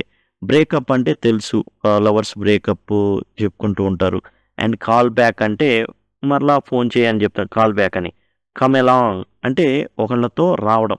టు అకంపెనీ ఆర్ ప్రోగ్రెస్ ఒకళ్ళతో కమ్ అంటే ఏంటంటే ఒకళ్ళతో పాటు జనరల్గా అమ్మాయిలు వెళ్ళేటప్పుడు ఇంకోళ్ళతో ఎవరినో ఒకరిని వెంట తెచ్చుకుంటారు కదా, దాన్ని కమ్ అలాంగ్. కట్ ఆఫ్ అంటే వెంటనే కట్ చేసి పడేయడం. డూ ఓవర్ అంటే మరలా చేయడం ఆ పని. ఫైండ్ అవుట్ అంటే కనుక్కోవడం. గెట్ అలాంగ్ అంటే ఎవరితో అయినా ఏదైనా చక్కగా మంచిగా వెళ్తూ ఉండడం. గో అవుట్ అంటే బయటికి వెళ్ళడం. హ్యాంగ్ అరౌండ్ అంటే ఫ్రెండ్స్తో ఇందాక మనం చెప్పుకున్నాం హ్యాంగ్ అరౌండ్ అది. హోల్డ్ ఆన్ అంటే వెయిట్ అనేసి. మనం హ్యాంగ్ అవుట్ చెప్పుకున్నాం. హ్యాంగ్ అవుట్ అంటే ఏంటంటే ఫ్రెండ్స్తో బయట తిరగడం. హ్యాంగ్ అరౌండ్ అంటే సేమ్ అలానే, కాకపోతే ఒకే ప్లేస్లో పార్కో అక్కడక్కడ టచ్ ఆడుతూ ఉంటారు. Regular meeting. హ్యాంగ్ అవుట్ అంటే బయటికి వెళ్ళడం అనమాట. ఆ విధంగా ఉండే. హోల్డ్ ఆన్ అంటే వెయిట్ లేకపోతే కొంతసేపు ఆగడం అనేసి అర్థం అనమాట. ఇక 10th టాపిక్ ఉందండి, రీడింగ్ కాంప్రహెన్షన్ అని. ఈ రీడింగ్ కాంప్రహెన్షన్ అంటే ఏంటంటే ఓ ప్యాసేజ్ ఇచ్చేస్తారు, తర్వాత క్వశ్చన్స్ ఇస్తారు. మనం చేయాల్సింది ఏంటంటే టైం సేవ్ చేసుకోవాలి అంటే ఎగ్జామ్ పాయింట్ ఆఫ్ వ్యూలో ముందు ఎలాంటి ప్రశ్నలు అడిగారు అనేది ముందు చదువుకోవాలి. 1కి 4 సార్లు క్వశ్చన్స్ అనేది చదువుకొని ఆ తర్వాత పారాగ్రాఫ్ చదివేసి మనకు తగులుతాయి అనమాట. ఈ క్వశ్చన్లు అడిగారు కదా, వాటిని మనం అండర్లైన్ చేసుకొని వెంటనే పెట్టేయగలుగుతాం. అలా టైం అనేది సేవ్ అవుతుంది. 11th టాపిక్ కాంపోజిషన్ అండి. కాంపోజిషన్ అంటే ఏంటంటే ఈ piece of writing in English, ఆంగ్లంలో రాయబడినటువంటి ఎలాంటి ప్యాసేజ్ కానివ్వండి ఏదైనా కాంపోజిషన్ కిందకి వస్తుంది. కాంపోజిషన్లో సాధారణంగా లెటర్ రైటింగే కాదు అండ్ అన్నీ ఏవైతే మనం ప్యాసేజ్ కానివ్వండి, ఒక స్టోరీ రాయడం కానివ్వండి, ఎస్సే రాయడం కానివ్వండి, మిగతా అంశాలన్నీ కూడా ఇందులో రావడం అయితే జరుగుతుంది. అయితే టీఎస్ టెట్లో ఎక్కువగా మనం లెటర్స్కి సంబంధించిన ప్రశ్నల్ని చూస్తూ ఉంటాం. అండ్ ముఖ్యంగా లెటర్ గురించే ఇప్పుడు ప్రస్తావన అయితే జరుగుతుంది ఇందులో. తర్వాత మీకు ఏదైనా ఫర్దర్గా నేర్చుకోవాలనుకుంటే కామెంట్ సెక్షన్లో కనుక అడిగినట్లయితే నేను ఇక్కడున్న బ్లాగ్ ఉంది కదా మీకు, TSTET 2022 english.blogspot.com, ఆ టాపిక్ కింద నేను దాన్ని యాడ్ చేయడం అయితే జరుగుతుంది. ఏదైతే టాపిక్ ఉందో ఆ టాపిక్ కింద ఇక్కడ అడిషనల్గా నేనైతే ఆ టాపిక్ని యాడ్ చేస్తాను. ఇక లెటర్స్ అనేవి బేసిక్గా 2 టైప్స్ ఉంటాయి, ఫార్మల్ అండ్ ఇన్ఫార్మల్ అనేసి. ఫార్మల్ అంటే ఏంటంటే మనం అఫీషియల్గా రాసేటటువంటివి, అంటే ఆఫీస్కి కానివ్వండి, ఒక అధికారికి కానివ్వండి రాసేటటువంటి ఏవైతే లెటర్స్ ఉంటాయో అవన్నీ కూడా అఫీషియల్ లెటర్స్ లేదా ఫార్మల్ లెటర్స్ అవుతాయి. ఇన్ఫార్మల్ లెటర్స్ అంటే ముఖ్యంగా మన ఇంట్లో వాళ్ళకి, స్నేహితులకి రాసేటటువంటి లెటర్స్ ఇన్ఫార్మల్ లెటర్స్ ఉంటాయి అన్నమాట. ఇక లెటర్ అనేది ఎలా రాయబడుతుంది, ఎలా ఉంటుందంటే హెడ్డింగ్ ఉంటుంది. హెడ్డింగ్లోనే మన అడ్రస్ కానివ్వండి, ఆ తర్వాత మనం పంపించేటటువంటి అడ్రస్ కానివ్వండి, డేట్ కానీ ఇవన్నీ కూడా హెడ్డింగ్లో ఉంటాయి. సాల్యుటేషన్ ఇదేంటంటే గ్రీటింగ్, హాయ్ అని రాస్తాం, డియర్ అని రాస్తాం. డియర్ అనేసి పేరుతో రాస్తాం కదా, అది అన్నీ కూడా సాల్యుటేషన్, పిలుపు అనమాట. And body of the letter వచ్చేసి ఏంటంటే మనకి ఏదైతే మెయిన్ ఇన్ఫర్మేషన్ ఉందో అదంతా కూడా బాడీ ఆఫ్ ది లెటర్లోనే మనం పొందుపరచడం అయితే జరుగుతుంది. ఈ సాల్యుటేషన్ తర్వాత ఆప్షన్ మనం ఫార్మల్ లెటర్ రాస్తుంటే, అంటే అఫీషియల్ లెటర్స్ కనుక మనం రాస్తూ ఉన్నట్లయితే సబ్జెక్ట్ అని ఇంకోటి రావడం అయితే జరుగుతుంది. ఆ సబ్జెక్ట్లో అసలు మనం లెటర్ ఎందుకు రాస్తున్నాం అన్నదాన్ని ఆ సబ్జెక్ట్లో పొందుపరచాల్సి ఉంటుంది.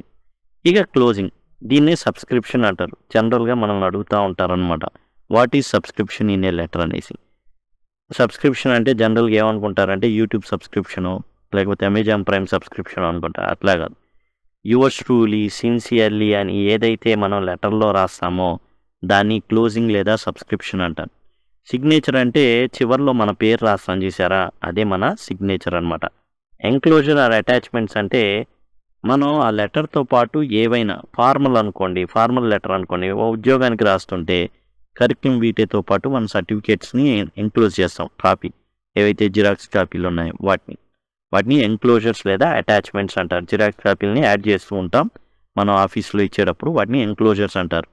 అండ్ సూపర్స్క్రిప్షన్ ఇదేంటంటే మనం రాసిన తర్వాత ఎన్వలప్ మీద మనం పంపించే వాళ్ళవి తీసుకునే వాళ్ళవి అడ్రస్లు రాస్తాం. ఫ్రమ్ టు అనేసి రాస్తాం. ఫ్రమ్ నా దగ్గర నుంచి టు ఎవరికి వెళ్ళాలో వాళ్ళ దగ్గరికి. ఒకవేళ అక్కడ చేరలేకపోయినట్లయితే వాళ్ళు ఏం చేస్తారంటే దాన్ని మళ్ళీ రిటర్న్ మనకు పంపించడం అయితే జరుగుతుంది. ఇది దీనికి సంబంధించి ఎస్సే కానివ్వండి, స్టోరీ కానివ్వండి, ఇవన్నీ కూడా బ్లాగ్ ఏదైతే ఉందో దాంట్లో డిస్కస్ చేయడం అయితే జరిగింది. అండ్ వొకాబులరీ వచ్చేసి సినానిమ్స్, యాంటనిమ్స్ అనేవి జనరల్గా అడుగుతూ ఉంటారు. అవి ఎంత పెద్ద లిస్ట్ చదివినా కానీ ఇంకా ఉంటానే ఉంటాయి. అయితే టెక్స్చువల్గా ఏదైతే ఉన్నాయో వాటిని TSTET 2022 english.blogspot.com అనేటటువంటి బ్లాగ్లో ఇవన్నీ కూడా పొందుపరచడం జరిగింది. మీకు చాలా చాలా చాలా బాగా ఉపయోగపడుతుంది. అట్లానే మీకు ఇక్కడ చూసినట్లయితే ఏ క్లాస్కి ఆ క్లాసు విడిగా అయితే ఇవ్వడం జరిగింది. పీడిఎఫ్లు ఉన్నాయి. మీరు ఏంటంటే ఒకవేళ తొందరగా కంప్లీట్ చేయాలి అనుకుంటే ఇవన్నీ కూడా ఆంధ్ర తెలంగాణ కలిసి ఉన్నప్పుడే ఉన్నటువంటి టెక్స్ట్ బుక్స్ అనమాట ఇవన్నీ కూడా. కాబట్టి అది గమనించండి. అండ్ ఈ వచ్చేసి ఏంటంటే టోటల్గా టెక్స్చువల్ అంతకుముందు ఉన్నటువంటి టెక్స్చువల్ లెసన్స్ ఏవైతే ఉన్నాయో వాటిలో నుంచి వచ్చిన గ్రామర్. అయితే గ్రామర్కి టెక్స్ట్ బుక్కి పెద్ద సంబంధం ఉండదు. అయితే పాత టెక్స్ట్ బుక్లో ఇడియమాటిక్ మీకు కొన్నిటివి ఏం చేసామంటే టోటల్ ఇప్పుడు ఇడియమ్స్ ఉన్నాయనుకోండి, ఫస్ట్ నుంచి 10th క్లాస్ లోపల ఈ ఎక్కడి నుంచి ఇచ్చామంటే గ్లాసరీ కానివ్వండి, పాఠాల లోపల ఉంటాయి కదా, అవన్నీ కూడా ఇవ్వడం అయితే జరిగింది. దయచేసి గమనించండి. ఇవి డిఫరెంట్ అనుకోవద్దు, మీకు చక్కగా ఉపయోగపడతాయి. ఇదండి వొకాబులరీ అయితే ఇట్లా ప్రిపేర్ అవ్వాల్సి ఉంటుంది. ఫర్దర్గా మనం ఇడియమ్స్ కానివ్వండి, ఫ్రేజల్ వెర్బ్స్ కానివ్వండి, ఇంపార్టెంట్ ఏవైతే ఎగ్జామ్కి ఇవ్వడానికి అనుకూలంగా ఉన్నాయో, ఎక్కువసార్లు రిపీట్ అవుతున్నాయి వివిధ కాంపిటేటివ్ ఎగ్జామ్స్లో, అవి డిస్కస్ చేయబోతున్నాం. మీరు చూసినట్లయితే మీనింగ్ ఆఫ్ ఇడియమాటిక్ ఎక్స్ప్రెషన్స్ ఇది ఉంది 13వ టాపిక్. ఆల్రెడీ క్లాస్ వైజ్ చేయడం జరిగింది. టోటల్ ఏవైతే క్లాసులు ఉన్నాయో అన్ని క్లాసులు కలిపి ఫస్ట్ 10th క్లాస్ ఏవైతే ఉన్నాయో తెలంగాణ టెక్స్ట్ బుక్ ఏదైతే ఉందో first 10th class English total idioms అన్నీ కూడా చేయడం జరిగింది. ఇవి ఏంటంటే అదనంగా ఏవైతే ఇంకా అడుగుతున్నారో వాటిని మనం ఇప్పుడు డిస్కస్ చేయబోతున్నాం. జనరల్గా అడుగుతున్నాయి ఏ పీస్ ఆఫ్ కేక్ అంటే సులభంగా చేయగలిగేటండి. It's a piece of cake. నాకు నల్లేరు మీద నడక అంటే నాకు చాలా ఈజీ ఈ పని చేయడం. బైట్ ద బుల్లెట్ అంటే చేసిన దానికి అనుభవించడం అనమాట. To endure a painful are difficult situation లేదా కష్టమైన పరిస్థితిలో ఇరుక్కోవడం. బ్రేక్ ద ఐస్ అంటే మోమాటంగా ఉండకుండా కాన్వర్జేషన్ స్టార్ట్ చేయడం. బ్రేక్ ద ఐస్ అంటే సైలెన్స్ని బ్రేక్ చేయడం అనమాట. హిట్ ద హే అంటే నిద్రపోవడం. Cost and arm and leg అంటే తల తాకట్టు పెట్టాడరా అంటాడు కదా, ఇంగ్లీష్లో అది cost and arm and leg అనమాట. కట్ టు ద చేస్ అంటే దొంగ తిరుగుడు లేకుండా పాయింట్కి వచ్చేయడం. పాయింట్కి రా అంటాం చూసారు, అది కట్ టు చేస్ అంటే to get to the point without delay. ఏమాత్రం ఆలస్యం చేయకుండా దొంగ తిరుగుగా మాట్లాడకుండా పాయింట్కి వచ్చేయడం. తర్వాత let the cat out of bag అంటే టు రివీల్ ఏ సీక్రెట్. అనుకోరు వాళ్ళు, జనరల్గా ఏంటంటే వచ్చి మనతో మాట్లాడాలనుకుంటారు, మాట్లాడతారు, అనుకోకుండా రహస్యాన్ని ఏం చేస్తారంటే బయట పెట్టేస్తారనమాట. యాక్చువల్గా వాళ్ళు కావాలని బయట పెట్టాలని అసలు ఉద్దేశం కానే కాదు, కానీ అకస్మాత్తుగా అనుకోకుండా జరిగిపోతుంది. Go to the extra mile అంటే ఏంటంటే అడిషనల్ ఎఫోర్ట్ చేయడం, ఇంకా కష్టపడడం. Jump on the band wagen అంటే ఏంటంటే పాపులర్ ట్రెండ్ ఏదైతే ఉందో దానిలోకి దూకేయడం అనమాట. అందరు బీటెక్ చదవడం, దాన్ని jump on the bandwagon అంటారు. Kill 2 birds with the 1 stone ఒక దెబ్బకి 2 పెట్టెలు అంటారే అదనమాట. రెయిన్ క్యాట్స్ అండ్ డాగ్స్ అంటే వర్షంలో పిల్లులు కుక్కలు పడ్డం కాదు, పిల్లులు కుక్కలు ఎలా పోట్లాడుకుంటా ఎంత వేగంగా అవి పోట్లాడుకుంటా ముందుకు వెళ్ళిపోతూ ఉంటాయి. పిల్లేమో తప్పించుకోవాలని చూస్తుంది, కుక్కేమో ఎమ్మడి పడుతుంది. అట్లా వర్షం కురవడం అనమాట, భయంకరమైన వర్షం కురవడం. త్రో ఇన్ ద టవల్ అంటే ఏంటంటే గివ్ అప్ ఆర్ సరెండర్, లొంగిపోవడం. అండర్ ద వెదర్ అంటే ఏ కాలానికి తగ్గట్టుగా ఆ కాలానికి ఇబ్బందులు పడ్డం అనమాట. కొంతమందికి చలికాలం వస్తుందని వెంటనే జలుబు చేస్తాయి, వర్షాకాలం వెంటనే జలుబు చేస్తాయి. సీజన్ అలా మారే కొద్దీ మనకేమవుతుందంటే జబ్బు పడుతూ ఉంటాం అదనమాట. Burn the midnight oil దీని అర్థం ఏంటంటే రాత్రి పూటలు చదవడం అనమాట. ఎస్జిటి ఇప్పుడు టెట్ చదువుతున్నారు, రాత్రులు కూడా చదువుతారు. దాన్ని you are burning the midnight oil for TS TET కోసం మీరేం చేస్తున్నారు, అంతకుముందు దీపాలు ఉండి కిరోసిన్ దీపాలు అలాంటివి ఉన్న ఆయిల్ మొత్తాన్ని కూడా మిడ్ నైట్ ఖర్చు పెట్టేయడం అంటే కష్టపడుతున్నాడు దేనికో అనేసి. Hit the nail on the head అద్దరగొట్టాం అనేసి కరెక్ట్గా ఇది చేయడం అనమాట, కరెక్ట్ మాట అనడం. స్పిల్ ద బీన్స్ అంటే సీక్రెట్ని బయటికి చెప్పడం. కిక్ ద బకెట్ అంటే డై అంటే చచ్చిపోవడం, ఈ కిక్ ద బకెట్ అంటే చావడం అని అర్థం. బ్రేక్ ఏ లెగ్ అంటే good luck, have a good luck. Break A leg అంటే గుడ్ లక్ అని, కాళ్ళు విరగొట్టుకోవడం కాదు. ఫేస్ ద మ్యూజిక్ అంటే చేసిన దానికి ఏదైతే కర్మ ఉంటుందో అది అనుభవించడం అన్నమాట. తర్వాత ఆన్ క్లౌడ్ 9 అంటే ఆకాశంలో ఉండడం, ఆనందంగా ఉండడం. ఇక ఆన్ క్లౌడ్ 9 అంటే అసలు ఇంకా విపరీత ఆనందంలో ఉండడం అనమాట. బ్రేక్ ఏ స్వెట్ అంటే టు ఎక్సర్ట్ ఫిజికల్ ఎఫర్ట్ అంటే ఫిజికల్గా బాగా కష్టపడడం, అంటే చెమటలు గార్చడం అట్లా అనమాట. కీప్ యువర్ చిన్ అప్ అంటే ఎప్పుడు ఆశావాదంగా ఉండడం, ఎప్పుడు కూడా ఆప్టిమిస్టిక్గా పాజిటివ్గా ఉండడం.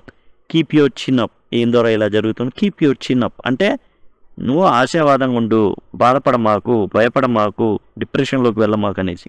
హిట్ ద రోడ్ అంటే స్టార్ట్ అవడం, మనం కొత్త కారు కొన్నాం, హిట్ ద రోడ్ అంటే స్టార్ట్ అయింది ఇక నా జర్నీ ఆ కార్తో. Straight from the horse mouth అంటే అఫీషియల్ అనౌన్స్మెంట్ లేదా అఫీషియల్ సోర్స్ నుంచి మనకి ఇన్ఫర్మేషన్ వస్తే it is straight from the horse mouth అంటాం.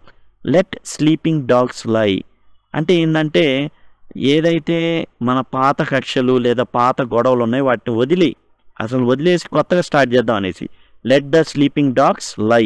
బర్న్ బ్రిడ్జెస్ అంటే ఏదైతే సంబంధ బాంధవ్యాలు ఉన్నాయో ఒకళ్ళొకళ్ళ మధ్యలో ఏదైతే ఉన్నాయో వాటిని డ్యామేజ్ చేసుకోవడం, మధ్యలో ఉన్న ఏదైతే బ్రిడ్జ్ లాంటి బంధాలు ఉన్నాయో వాటిని తగలబెట్టుకోవడం. Burn the bridges. Cry over spilled milk అంటే పోగొట్టుకున్న దానికోసం బాధపడ్డాం అనమాట. జనరల్గా చాలామంది అంటే పాలు తీసుకెళ్తున్నాడు, ఏమైంది, పడిపోయింది, కింద పడిపోయిన తర్వాత ఏడవడం అనేది అనవసరం, ఎందుకని ఆ పాలు అనేవి తిరిగి రావు కాబట్టి. టర్న్ ఏ బ్లైండ్ ఐ చూసి చూడనట్టుగా ఉండడం. ఇన్ ద సేమ్ బోట్ అంటే ఒకే రకమైన కష్టంలోనూ ఒకే రకమైన ప్రిపరేషన్లోనూ సిమిలర్ సిచ్యువేషన్స్లో ఉండడం. స్టీల్ సమ్ వన్స్ థండర్ అంటే క్రెడిట్ తీసుకోవడం. ఎవరికైనా ఉద్యోగం వచ్చిందని నేను చెప్పాను రా అందుకే వాడికి వచ్చింది, లేకపోతే ఏదైనా ఫస్ట్ ర్యాంక్ వచ్చింది నేను చెప్పబట్టే, అదే తప్పితే మనం తీసుకో. అదే పాస్ అయ్యాడనుకో yes I am the reason, నేనే చెప్పింది వాడికి అనేసి అందరికి చెప్పుకుంటాం. ఆల్ ఇయర్స్ అంటే చెవులు, ఒళ్ళంతా చెవులు చేసుకోవడం అంటారే అది. అవుట్ ఆఫ్ ద బ్లూ అంటే సడన్గా జరగడం, అన్ఎక్స్పెక్టెడ్గా జరగడం. తర్వాత స్కెల్టన్స్ ఇన్ ద క్లోజెట్ అంటే రహస్యాలు ఉండడం. కొన్ని రహస్యాలు ఉంటాయి ప్రతి మనిషికి కూడా, దాన్ని స్కెల్టన్స్ ఇన్ ద క్లోజెట్. ఏంద్రా ఏం జరుగుతుంది, స్కెల్టన్స్ ఇన్ ద క్లోజెట్, ఏదో రహస్యం జరుగుతుంది ఏం తెలియదు. కాస్ట్ ఏ ప్రెటీ పెన్నీ అంటే చాలా ఖర్చు అవడం, చాలా ఖర్చు అవడాన్ని కాస్ట్ ఏ ప్రెటీ పెన్నీ అంటారు. బ్రేక్ ద బ్యాంక్ అంటే ఎక్కువగా వాడి దగ్గర ఉన్న డబ్బులని బ్యాంకులో ఉన్నాయి కూడా పగలగొట్టి మరీ ఖర్చు పెట్టాడు అనేసి.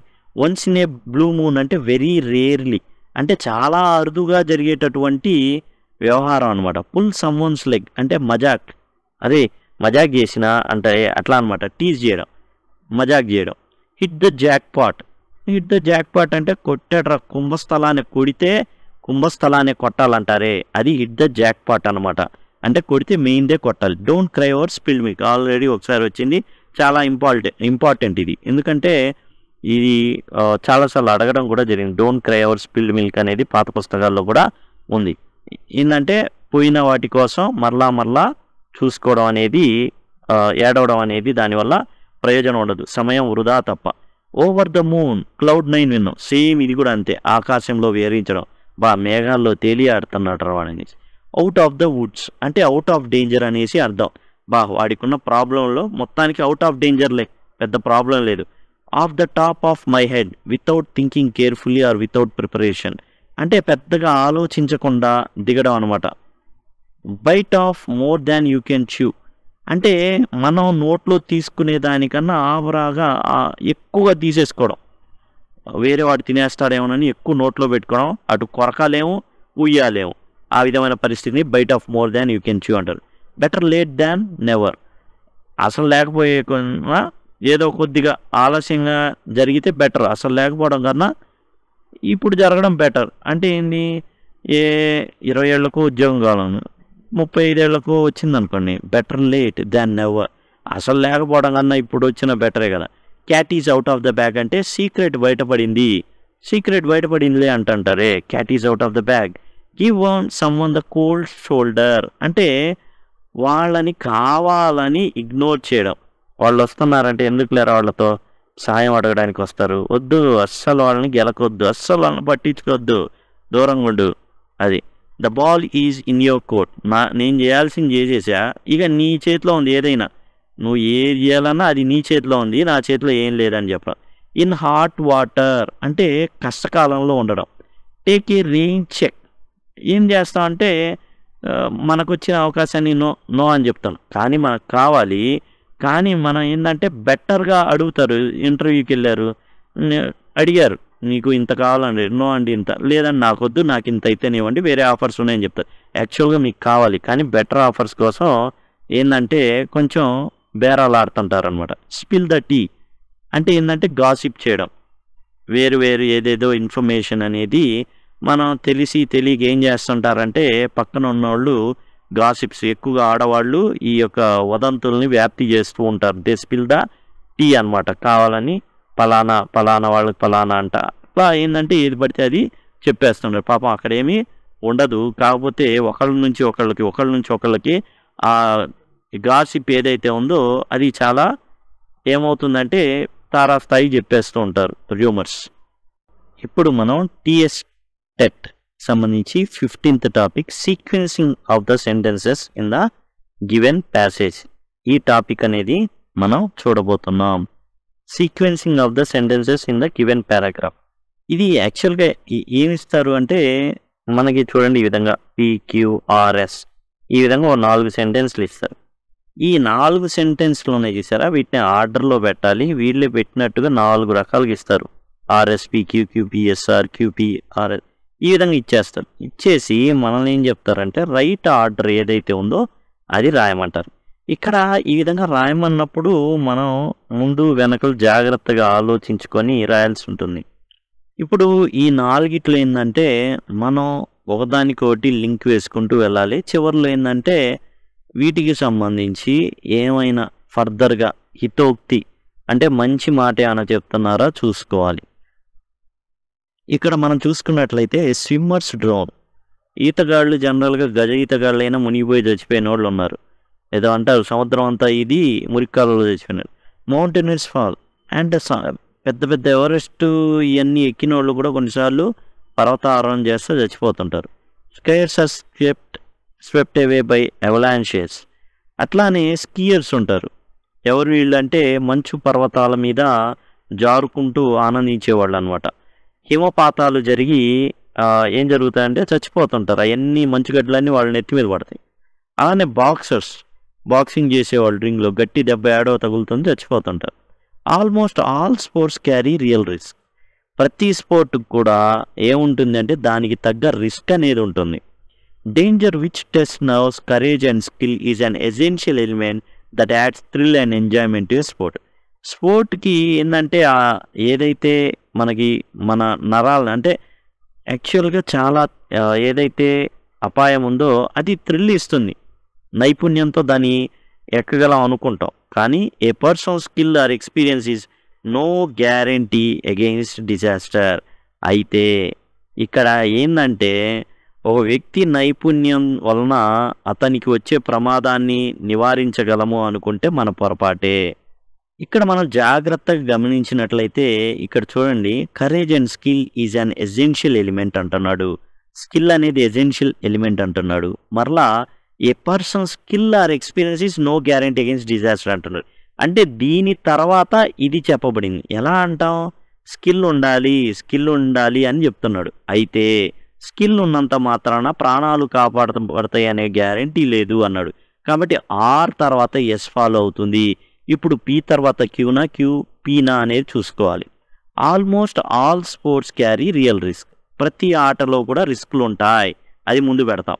అని ఏ ఆటలో ఏ రిస్కులు ఉన్నాయో చెప్తాం. కాబట్టి క్యూ ముందు, పి తర్వాత, ఆర్ తర్వాత, ఎస్ తర్వాత, అంటే QPRS అనేది కరెక్ట్ అవుతుంది.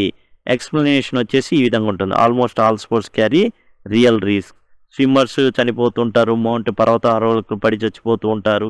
తర్వాత స్కిల్ కావాలి, అయితే స్కిల్ ఉండడం వల్ల మనిషి కాపాడబడతాడని గ్యారంటీ లేదు. ఈ విధంగా QPRS అనేది ఉంటుంది. కొంచెం టైం టేకింగే, కానీ మనం జాగ్రత్తగా అవగాహన అనేది మాత్రం చేసుకోవాలి. అంటే చదివి ఒక ఆర్డర్లో పెట్టుకోవాలి.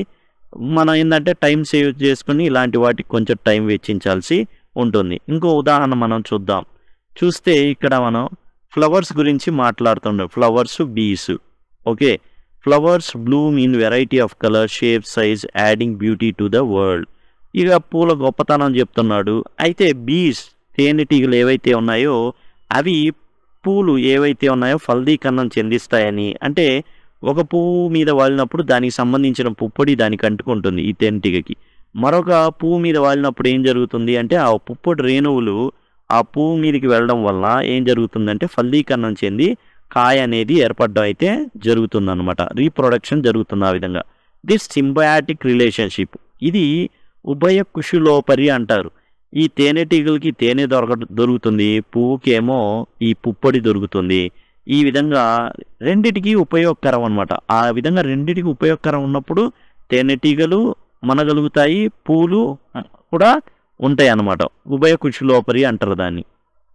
Without bees many plants would struggle to reproduce and thrive. అదే తేనెటీగలు లేకపోతే చాలా చెట్లు మొక్కలు ఫలీకరణం చెందించలేవు.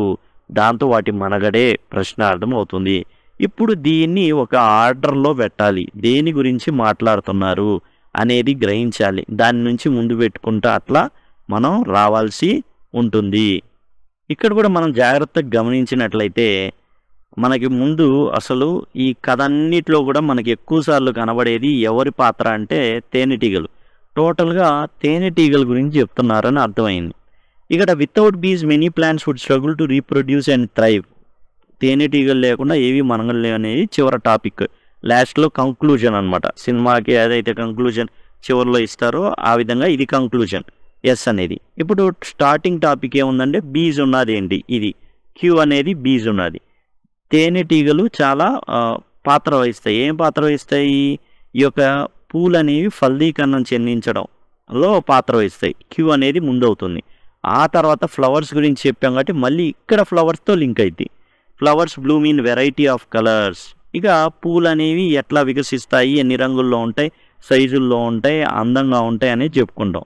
కాబట్టి ఇక్కడ తేనెటీగలు అనేవి పూలని ఫలీకరణం చెందిస్తాయి. దాంతో రీప్రొడక్షన్ అనేది జరుగుతుంది. అలానే చెట్లు అనేవి మనగలుగుతాయి. అయితే పూలు చాలా రకాల అనేక రంగుల్లో ఉంటాయి, అలానే అనేక ఆకారాల్లో ఉంటాయి.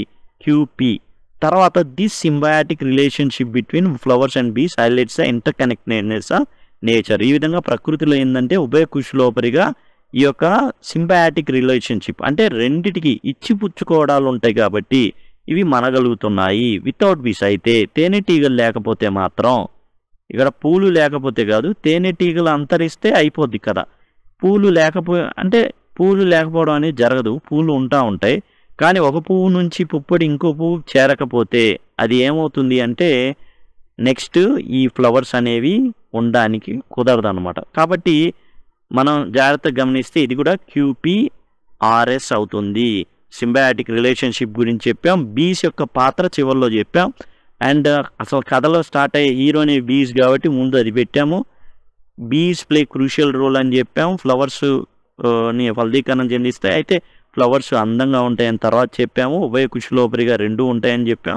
చివరికి తేనెటీగలు లేకపోతే మనుగడే లేదనేసి చెప్పడం అయితే జరిగింది. ఈ విధంగా మనం ఏంటంటే క్యూపీఆర్ఎస్ ఆన్సర్ ఇది కూడా. ఈ విధంగా మనం జాగ్రత్తగా ఆలోచించి ఆర్డర్ ఇచ్చుకుంటాం అనమాట. రాసేటప్పుడు 1 2 3 4 పెట్టుకొని మనం చాలా జాగ్రత్తగా దీనికి కొంచెం టైం వెచ్చించాల్సి ఉంటుంది. రీడింగ్ కాంప్రహెన్షన్ ఏదైతే ఉందో ముందు ప్రశ్నలు చదివేస్తాం. చదివేసి దాన్ని వీలైనంత త్వరగా కంప్లీట్ చేసుకుంటాం. 4-5 ప్రశ్నలు ఇస్తారు కాబట్టి ఓకే. ఇందులో మాత్రం ఒకే ఒక ప్రశ్న, ఇదేంటంటే టైం వేస్ట్ చేపించడానికి మనల్ని కొన్ని ప్రశ్నలు అడుగుతారు. వాటిని చివరిలో చేసుకోవాలి. వాటి ఉద్దేశం ఎగ్జామినర్కి కొన్ని ఉద్దేశాలు ఉంటాయి. ఆ ఉద్దేశంలో టైం వేస్ట్ చేపించడం దీని యొక్క ఉద్దేశం. కాబట్టి ఇక్కడ టైం వేస్ట్ జరగకుండా మనం జాగ్రత్త వహించాలి. కొంత టైం పెట్టుకోవాలి, లాస్ట్లో చేసుకునేటట్లుగా ఉండాలన్నమాట. ఇది సీక్వెన్సింగ్ గురించి. అండ్ సీక్వెన్సింగ్ గురించి ఇంకా కొన్ని ఉన్నాయి. మీకు అవి కూడా ప్రాక్టీస్ చేయాలనుకుంటే TSTET 2022 english.blogspot.com దీనిలోకి వచ్చేసి మీరు గనక ఇక్కడ మనం చూసినట్లయితే sequencing of sentences in the given పారాగ్రాఫ్లో కొన్ని సీక్వెన్స్ 2 ఉదాహరణలు ఉన్నాయి.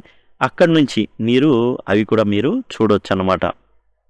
ఇప్పుడు మనం correction of sentences, error identification with in a sentence, ఈ రెండు మనం చూడబోతున్నాం అండి. రెండిటికి పెద్ద తేడా ఏం లేదు, రెండు ఒకటే.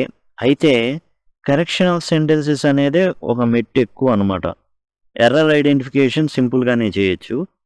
ఎర్రర్ ఐడెంటిఫికేషన్కి నెక్స్ట్ స్టెప్పే correction of sentences.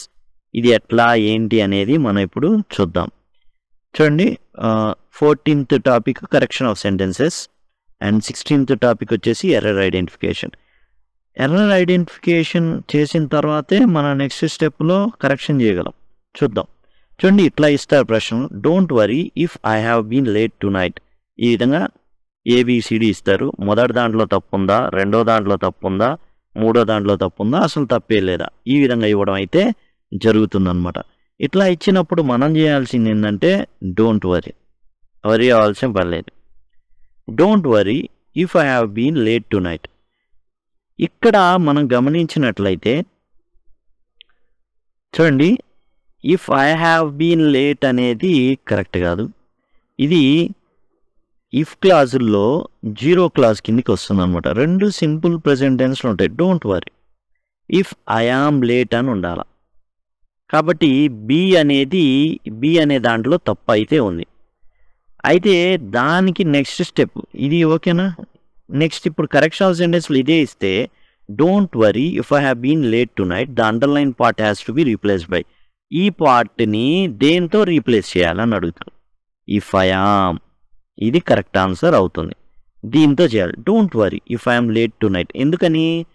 Don't worry if clause అండి. ఇది ఇఫ్ క్లాజ్లో ఇది జీరో క్లాజ్ అనమాట. రెండు కూడా సింపుల్ ప్రెజెంట్ టెన్స్లో ఉంటాయి. ఇఫ్ ఐ ఆమ్ ఈ విధంగా. నెక్స్ట్ ఇంకోటి చూద్దాం. ఎగ్జామ్లో ఇచ్చింది. We did meet him for many years. ఇందులో ఎర్రర్ ఐడెంటిఫికేషన్ ఏది అంటాను? ఏనా, బీనా, సీనా, డీనా అనేసి. ఏలో ఏమైనా ఉందా అంటే ఉండడానికి వేయలేదు. ఎందుకంటే వీనే, no problem. Didn't meet him for many years ఇందులో దేంట్లో ఉంది? ఎర్రర్ లేదా లేకపోతే? యాక్చువల్గా ఇందులో మనం గమనించాల్సింది ఏంటంటే ఎప్పుడైనా కానీ ఫర్ మెనీ ఇయర్స్ కానీ, ఫర్ కానీ, సిన్స్ కానీ ఈ విధంగా టైంని తెలియజేయడానికి వాడినప్పుడు ఇక్కడ ఉండాల్సింది ఏంటంటే ప్రజెంట్ పర్ఫెక్ట్ కంటిన్యూస్ టెన్స్ ఉంటుంది జనరల్లీ, లేదా ప్రజెంట్ పర్ఫెక్ట్ ఉండాలి. We have not met him అని ఉండాలి. డింట్ కాదు. చాలా ఏళ్ళ నుంచి కలవలేదు, ఇప్పటికి కూడా కలవలా, ప్రజెంట్ కొనసాగుతుంది. ఎప్పటి నుంచో ఇది కొనసాగుతూనే వస్తూ ఉంది. కాబట్టి ఇది చెబితే చెప్తే ప్రజెంట్ పర్ఫెక్ట్ కంటిన్యూస్లో ఉంటుంది సిన్స్, ఫర్ అనేవి. కొద్దిగా ఇలాంటి సందర్భాల్లో ప్రజెంట్ పర్ఫెక్ట్ కిందికి రావడం అయితే జరుగుతుందన్నమాట. కాబట్టి ఎక్కడుంది తప్పు అంటే రెండో దాంట్లో ఉంది తప్పు. We have not met him అని రావాలి. ఇదే మనం గనక దేంట్లో ఇస్తే కరెక్షన్ ఆఫ్ సెంటెన్స్లో ఇస్తే ఈ విధంగా ఇస్తారు, అండర్లైన్ చేస్తారు. దాన్ని వాడే ఎర్రర్ ఐడెంటిఫికేషన్ చేసేసి రీప్లేస్ చేయమంటాడు. We didn't meet him for many years. ఏం రాయాలి? ఇది రాయాలి. We have not met him. ఎందుకని? ఈ విధంగా గతంలో ఎప్పుడో పని జరిగి ఇప్పుడు కూడా కొనసాగుతుంటే అట్లాంటి వాటిని ప్రజెంట్ పర్ఫెక్ట్ కంటిన్యూస్ టెన్స్. ఇలాంటివి కొన్ని ఉంటాయి. నేను అప్పటి నుంచి కలవలేదు అంటాను. ఇంతవరకు కలవలా, అతన్ని కలవకుండా చాలా ఏళ్ళైంది. ఇలాంటి వాటికి ప్రజెంట్ పర్ఫెక్ట్ని వాడతారు. ఓకే, డింట్ మీట్ కాదు, we have not met for many years అనేది రాయాల్సి ఉంటుంది. Find out part. ఇక్కడ చూడండి ఎర్రర్ ఎక్కడ ఉంది? 16వ ముందు చూస్తాం. ఎర్రర్ ఐడెంటిఫికేషన్ ముందు జరిగిన తర్వాత రీప్లేస్మెంట్ జరుగుతుంది. In summer days are warm than nights. యాక్చువల్గా మనం డిగ్రీస్ ఆఫ్ కంపారిజన్ చెప్పుకునేటప్పుడు ఇలాంటి ఉదాహరణ చెప్పుకున్నాం. ఏం చెప్పుకున్నాం? ఎప్పుడైతే డాన్ ఉంటుందో అది కంపారిజన్ అని అర్థమైపోతుంది. దాంట్లో ఆర్ ఉండాలి అడ్జెక్టివ్కి, లేదా దాని ముందు మోర్ ఉండాలి అనేసి చెప్పుకున్నాం. ఇక్కడ వామ్కి ఈఆర్ ఉండాలి. వామ్ అనేది సింగిల్ సిలబలేగా, కాబట్టి వార్మర్ ఉండాలి. 2 లేదా 3 దాటింది అనుకోండి, అప్పుడు ఏముంటుంది? మోర్ అనేది ఉండడం అయితే జరుగుతుంది. కాబట్టి ఇక్కడ వార్మర్ అని ఉండాలి. కాబట్టి సిలో తప్పు ఉంది, కాబట్టి 3C ఇస్ ద ఆన్సర్. ఇప్పుడు కరెక్షన్ ఆఫ్ సెంటెన్స్లో అండర్లైన్ చేసేస్తాడు. దేంట్లో? వార్మ్స్ దానా, వార్మర్ దానా, వార్మెస్ దానా, వార్మెస్ దానా, వార్మర్ దాన్. ఎందుకని? ఇక్కడ చూడండి దాన్ ఉంది. దాన్ ఎందులో ఉంటుంది? కంపారిటివ్ డిగ్రీలో ఉంటుంది. కంపారిటివ్ డిగ్రీలో ఉన్నటువంటి కంపారిటివ్ యాడ్జెక్టివ్కి ఏముండాలి? ఈఆర్ ఉండాలి, లేదా 2 సిలబుల్ కన్నా ఎక్కువ ఉంటే మోర్ ఉండాలి. Okay, more beautiful. 3 సిలబుల్ కాబట్టి మోర్ బ్యూటిఫుల్. ఇక్కడ warm single syllable, warmer. Next error identification. ఇంకోటి ఎగ్జాంపుల్ చూద్దాం. How long are you learning English? ఇక్కడ మనం జాగ్రత్తగా గమనించినట్లయితే ఎంతకాలం నుంచి నేర్చుకుంటున్నాం. ఇది చెప్పేటప్పుడు మనం ఉపయోగించుకోవాల్సింది ఏంటంటే ప్రజెంట్ పర్ఫెక్ట్ కంటిన్యూస్ టెన్స్ వాడుకోవాలి. How long have you been అని రావాలి. ఆర్ యూ కాదు, బీలో తప్పు ఉంది, అది ఎర్రర్ ఐడెంటిఫై చేసాం. ఇక్కడ ఎక్కడ ఉంది how long are you learning English, how long have you been learning English. Are you బదులు హ్యావ్ యూ బీన్ అనేది మనం ప్లేస్ చేయాల్సి ఉంటుంది. నెక్స్ట్ ఎర్రర్ ఐడెంటిఫికేషన్ చూడండి. When he did not find his cook in kitchen he asked his wife where had he gone. ఇందులో ఎక్కడ తప్పు ఉంది? When he did not finish. Okay, ఇది వచ్చేసి ఏంటంటే సింపుల్ పాస్ట్ బాగానే వాడాడు. హీ ఆస్క్డ్ హిస్ వైఫ్, ఇది వచ్చేసి బాగానే వాడాడు. And wear had he gone. ఇప్పుడు ఇక్కడ క్లియర్గా మనకి ఏంటంటే ఇది రిపోర్టెడ్ స్పీచ్ ఫార్మాట్లో ఉందండి. ఫుల్ స్టాప్ ఉంది అంటే ఏముండాలి? హ్యాడ్ సబ్జెక్ట్కి ముందు ఉండకూడదు. సబ్జెక్ట్కి ముందు ఉంది అంటే ఇక్కడ ఏముండాలా? క్వశ్చన్ మార్క్ ఉండాలా. క్వశ్చన్ మార్క్ లేదు. ఇక్కడ ఏంటంటే when he did not find his cook in kitchen, కిచెన్లో కుక్ లేడు. అప్పుడు వాళ్ళ ఆవిడని అడిగాడు అనమాట, ఎక్కడికి వెళ్ళాడు అని అడిగాడు. అది ఎక్కడికి వెళ్ళాడు అంటే క్వశ్చన్ మార్క్, ఎక్కడికి వెళ్ళాడు అని అడిగాడంటే ఫుల్ స్టాప్. కాబట్టి ఇక్కడ హ్యాడ్ అనేది సబ్జెక్ట్ పక్కన వేర్ హీ హ్యాడ్ గాన్ అని ఉండాలి. కాబట్టి సిలో ఏముంది? తప్పు ఉంది. కాబట్టి సి అనేది ఆన్సర్. తర్వాత కరెక్షన్ ఆఫ్ సెంటెన్స్లో చూసారా, హ్యాడ్ హీ అని ఉంది. హ్యాడ్ హీ కాదు, ఉండాల్సింది ఏముండాలి? హీ హ్యాడ్ అని ఉండాలి. 3. ఓకేనా? మిగతా ఏవి కావు. ఇదన్నమాట. ఆ విధంగా రెండు ఒకటే తర్వాత స్టెప్లు అనమాట. ఎర్రర్ ఐడెంటిఫికేషన్ ఇంకో ప్రశ్న ఇవ్వడం, ఏవైతే టెట్ ప్రీవియస్ ఎగ్జామ్స్ ఉన్నాయో వాటిలో నుంచి కొన్ని తీసుకోవడం జరిగింది. I wish I have learned swimming when I was, చిన్నప్పుడే నేను స్విమ్మింగ్ నేర్చుకుంటే ఎంత బాగుండో. కాకపోతే ఎప్పుడైతే ఐ విష్ వస్తుందో ఇక్కడ ఏముండాలంటే సింపుల్ పాస్ట్ ఉండాలి. అంటే హ్యాడ్ ఉండాలి. ఐ హ్యాడ్ లెర్న్డ్ అని ఉండాలి. కాబట్టి బీలో తప్పు ఉంది. బీలో తప్పు ఉంది. ఏముండాలా? ఐ హ్యాడ్ అని ఉండాలి. ఐ విష్ ఐ హ్యాడ్ ఉండాలి. అండర్లైన్ చేయాలి.